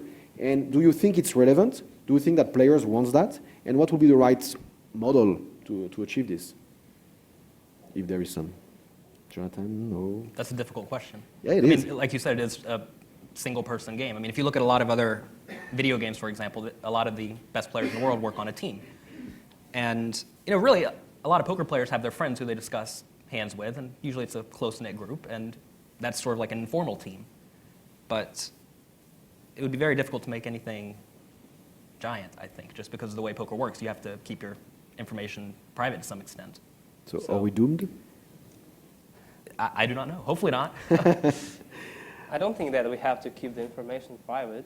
We have to share some information with other people to show that this game is interesting. This game, is it's touchable. It's a pleasure to play with us. Not to be like, okay, I'm a poker player, I win this money against this guy, that's it. No, you have to speak with your opponent to tell him that is like a competition for him. You give him a challenge. You, like a professional player, give a challenge to the amateur player. That's the point. And I think if you're doing that, you're growing the game. You're making the sports bigger, and if you check everything that you can win in the future, it's good for you to share all the information that you have. Of course, you're going to share like the too much advanced information because they don't going to get it.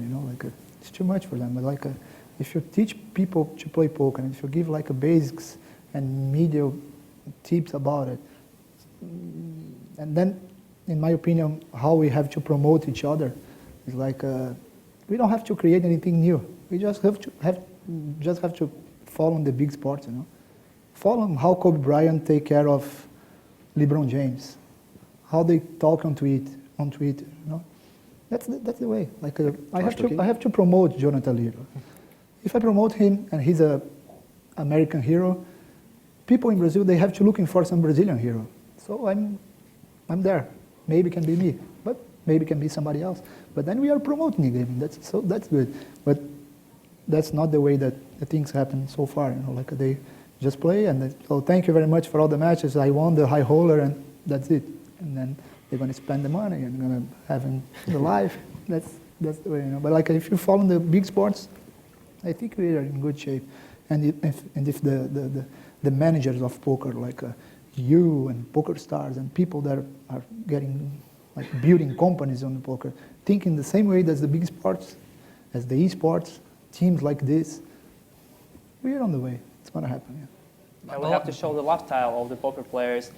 And when I ask some players to go to my stream or something like that, they usually don't deny me. They came, I interviewed them, we do some stuff all together, but they don't want to spend a lot of time for that, but they're okay, do it even for free.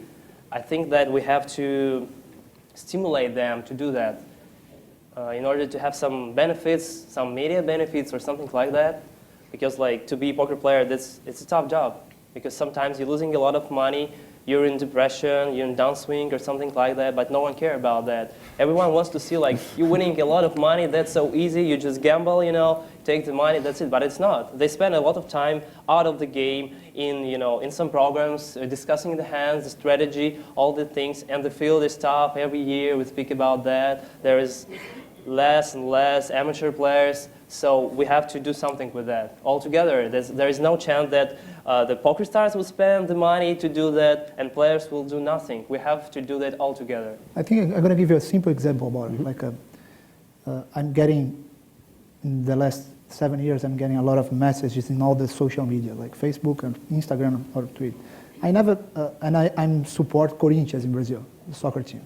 So when I go to the stadium, I keep saying, go Corinthians, and I keep saying bad words and things like this, because I'm supporter of Corinthians and I'm sick about it. Okay. We never have the same perspective about poker. Nobody say go something, or because it's like Andrea Cari, he won a lot of money, what a nice guy, and that's it. In the last week, I'm getting 1,000 messages a day saying go Mets. Yeah. So we changed that. Somebody did something. It's you. No, you. You and GPL and everybody that's involved in this. So we changed the perspective. Now people in Brazil are, how can you be support of a team? I born like Corinthians, I don't remember anybody say, you have to root for Corinthians. Man, it's in my blood, So then somebody is saying, go Mets, go São Paulo Mets. Hey man, be careful who you're gonna pick. If you come back here with this guy, I'm gonna kill you. So change it. Sure. It's not about the high roller that Andrea Cari is playing. It's not about the hand that I play on Shark Cage. It's different. It's not individual anymore. So how can we change the perspective? We did a piece of that, but just the beginning. Yeah, just the beginning. But I don't want to make too much promotion on GPL right now, but it's true that's the narrative that we wanted to develop, and I'm happy it works at least in Brazil. Yeah. So let's try to develop that. How do you see, guys, the fact that poker players, when you're at the table, you are competitors. You're actually you're fighting against each other. But when you are outside of the table, you're sometimes friends, sometimes not at all. Does that friendship can be a tool, again, to promote the game all together? And do you see really like group of people that can help the game to grow besides GPL and beside like what we are trying to build, but in the existing ecosystem, World Series, WPT, and many other events that exist? How can we try to appeal? What Anatoly said is there is less and less amateur players for two reasons. First, because the game is not exposed anymore, and secondly, because the amateur players, their skills improved as well. So it's actually unfortunate, but it's exactly the opposite of what we would like to have.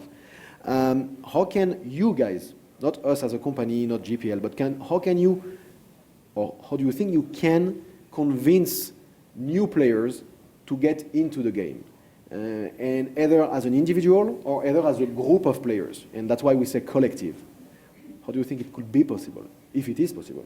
If not, that's I think we have to create traction, we have to create audience, we have to put poker in all the newspapers and portals and websites and things like this. So people, because since they start to play the first hand, then the games make everything, you know. Then poker bring us here. So it's the first kiss that is difficult to... The first approach is different. When I'm thinking about like the editor of New York Times, I'm not a journalist, but I have been, I'm specialist in thinking the opposite way. Like, how can he put poker in the first page? If there is a cheating, if there is a scandal, drug, whatever. Or if like, I'm pretty sure that he's opened his computer and he keeps saying like, about politician, we have to talk in New York Times, for sure. So Donald Trump, we have to talk about him. And then he keeps saying, he keep looking for the trend topics. Mm-hmm. They say, first one, Donald Trump wants to build a wall between Mexico and US. Okay, everybody, but why he has to talk about that? Because everybody's talking about it. Everybody's talking about this. I know about this in Brazil. Yeah. So everybody is talking about that. So we have to make some noise, you know, about it. Like today in the morning, I know that Liv's boy, her girlfriend is, her boyfriend is Igor Kurkanov. That's kind of... No, the boyfriend is Igor Kurkanov. And then I tweet today morning, like say, oh, my first pick, I'm considering to get Igor Kurkanov. That's the spirit. Because I know that Londo is after me. So then Igor was WhatsApping me, saying, hey man, are you fucking crazy? How can you do that? Yeah, because I want to play with Liv. I said, man, I'm just kidding, man, just to promote. He sent me a text actually asking your number, so that's why, that was the reason. That was the reason, yeah. Funny. So like we are creating some traction on this, you know. It's a very small example, but we have to do this in a big way, you know. That's fair enough. It's important to try to make poker fun again. The issue is as you start playing for more money, you almost have to take the game more seriously. And that's typically what's shown on TV, is the final tables of big tournaments where we're playing for significant money. And everyone is trying to give away nothing, and you know, they take their time, they wear sunglasses, they give off no tells, etc. And that's not particularly enjoyable. Well, it's enjoyable to some people, but it's not enjoyable to a lot of people who, if you look at a lot of the small stakes games, a lot of people play for the environment because they like to gamble a little bit and talk with people. That's actually what we, for GPL, we said that we want to shift from a customer experience to a fan experience, meaning that for the last 10 years, you dedicated your energy in making poker fans a player, and that's great. And every single effort was to make them becoming a player. But there is still 90% of the people that play for free on Zynga Poker, even on PokerStars.net, and etc. There is millions of people who love poker who will never gamble. Let's try to get them becoming fan of the game and promoting and supporting and endorsing the players. Question times, apparently, because we are short. So it's a Q&A session for the players. Anybody has a question? Yes, Sarah. For one, yeah, she always have a question. So I'm going to direct this more at Anatoly, but really anyone could answer. So something you mentioned is that the Russian market is really growing, and I think the Eastern European market in general is growing a lot right now. Obviously they're different, but I think there's some similar type personalities coming out of that are very uninterested in doing media. And I think it's the same in I think a lot of other markets have the same thing where people are just not interested in doing media anymore for whatever reason. So what advice would you give to someone like myself in approaching these personalities and these people to try to make them feel more comfortable and to try to make them be excited about being on camera? Wow, that's a good question. Actually, most of Russian speaker players, they don't know English. And I guess we have to do some fun stuff with them, like the quick questions, easy questions, and it's easy to translate. And actually, when I speak with them in Russian, they always okay to have an interview or something, but you have to push them. I don't know how to be with that, but I guess it will be changed when the players would see, like young players and mostly young players, that you could have some benefits from that you're marketable, that you have more like followers or something. Otherwise, we couldn't change that in the nearest future. The problem is a lot. Sorry, go ahead. Yeah, but actually, if you have any problems, you just call me and I'm going to translate it for you. The problem is a lot of poker players don't get into poker to be a promoter. They get into poker to play poker. And you either have to let them know that there is benefit in that, and if they don't see any benefit in that, you just have to recognize maybe that's not the person you go to for interviews. So you find the people who do want to promote the game and let them promote. I think the easier way. You have to follow the big sports. How the media works with the big sports. I don't think that poker media works in the same way. And I'm one of the owners of the poker media in Brazil, and I know that they don't do it as well. So like they try to, how can I say, to make the atmosphere enjoyable. There is no fights. There is no like a huge discussion about if I like Jonathan or if I don't like Jonathan. You guys don't go in this way. Like try Too mild. Yeah, too nice. You know, it's like the sports media is not like this. They like if they take like if they find Kobe Bryant on the nightlife and make something wrong, they crush him, and then they go. I think it should be in the same way. We should. Well, they're starting to move that in that direction with people owing money. So we should that's create one the same spirit, not in a bad way, like just getting somebody doing Russians something are wrong. pretty You know, good like in trash talk. like if I play a hand against Matthew and then I lost a huge pot, nobody came on me 5 seconds after and said, "Hey man, how you feeling?" Because no, I'm afraid about Akari, like he's upset about it. The media doesn't care about that in the huge sports, you know. They go for Neymar, they go for Ronaldo. They say, "Man, why are you not playing like you're playing the last year? Why are you not winning anymore?" Right? They do things like this. So I don't know if in this kind of level, but we have to go for it. You have to build the sports as they built the big ones, you know. So that's my opinion. Hashtag bring back Tony G. Any other question? Yes. Alex, I had one, because it touches on what you were just talking about in reference to what would hit the top of the New York Times and Matt's question from earlier. As a sports fan, when all the steroid stuff started going through, like baseball and all the American sports, and you hear players that were clean going, "Oh, well, they've tainted our era.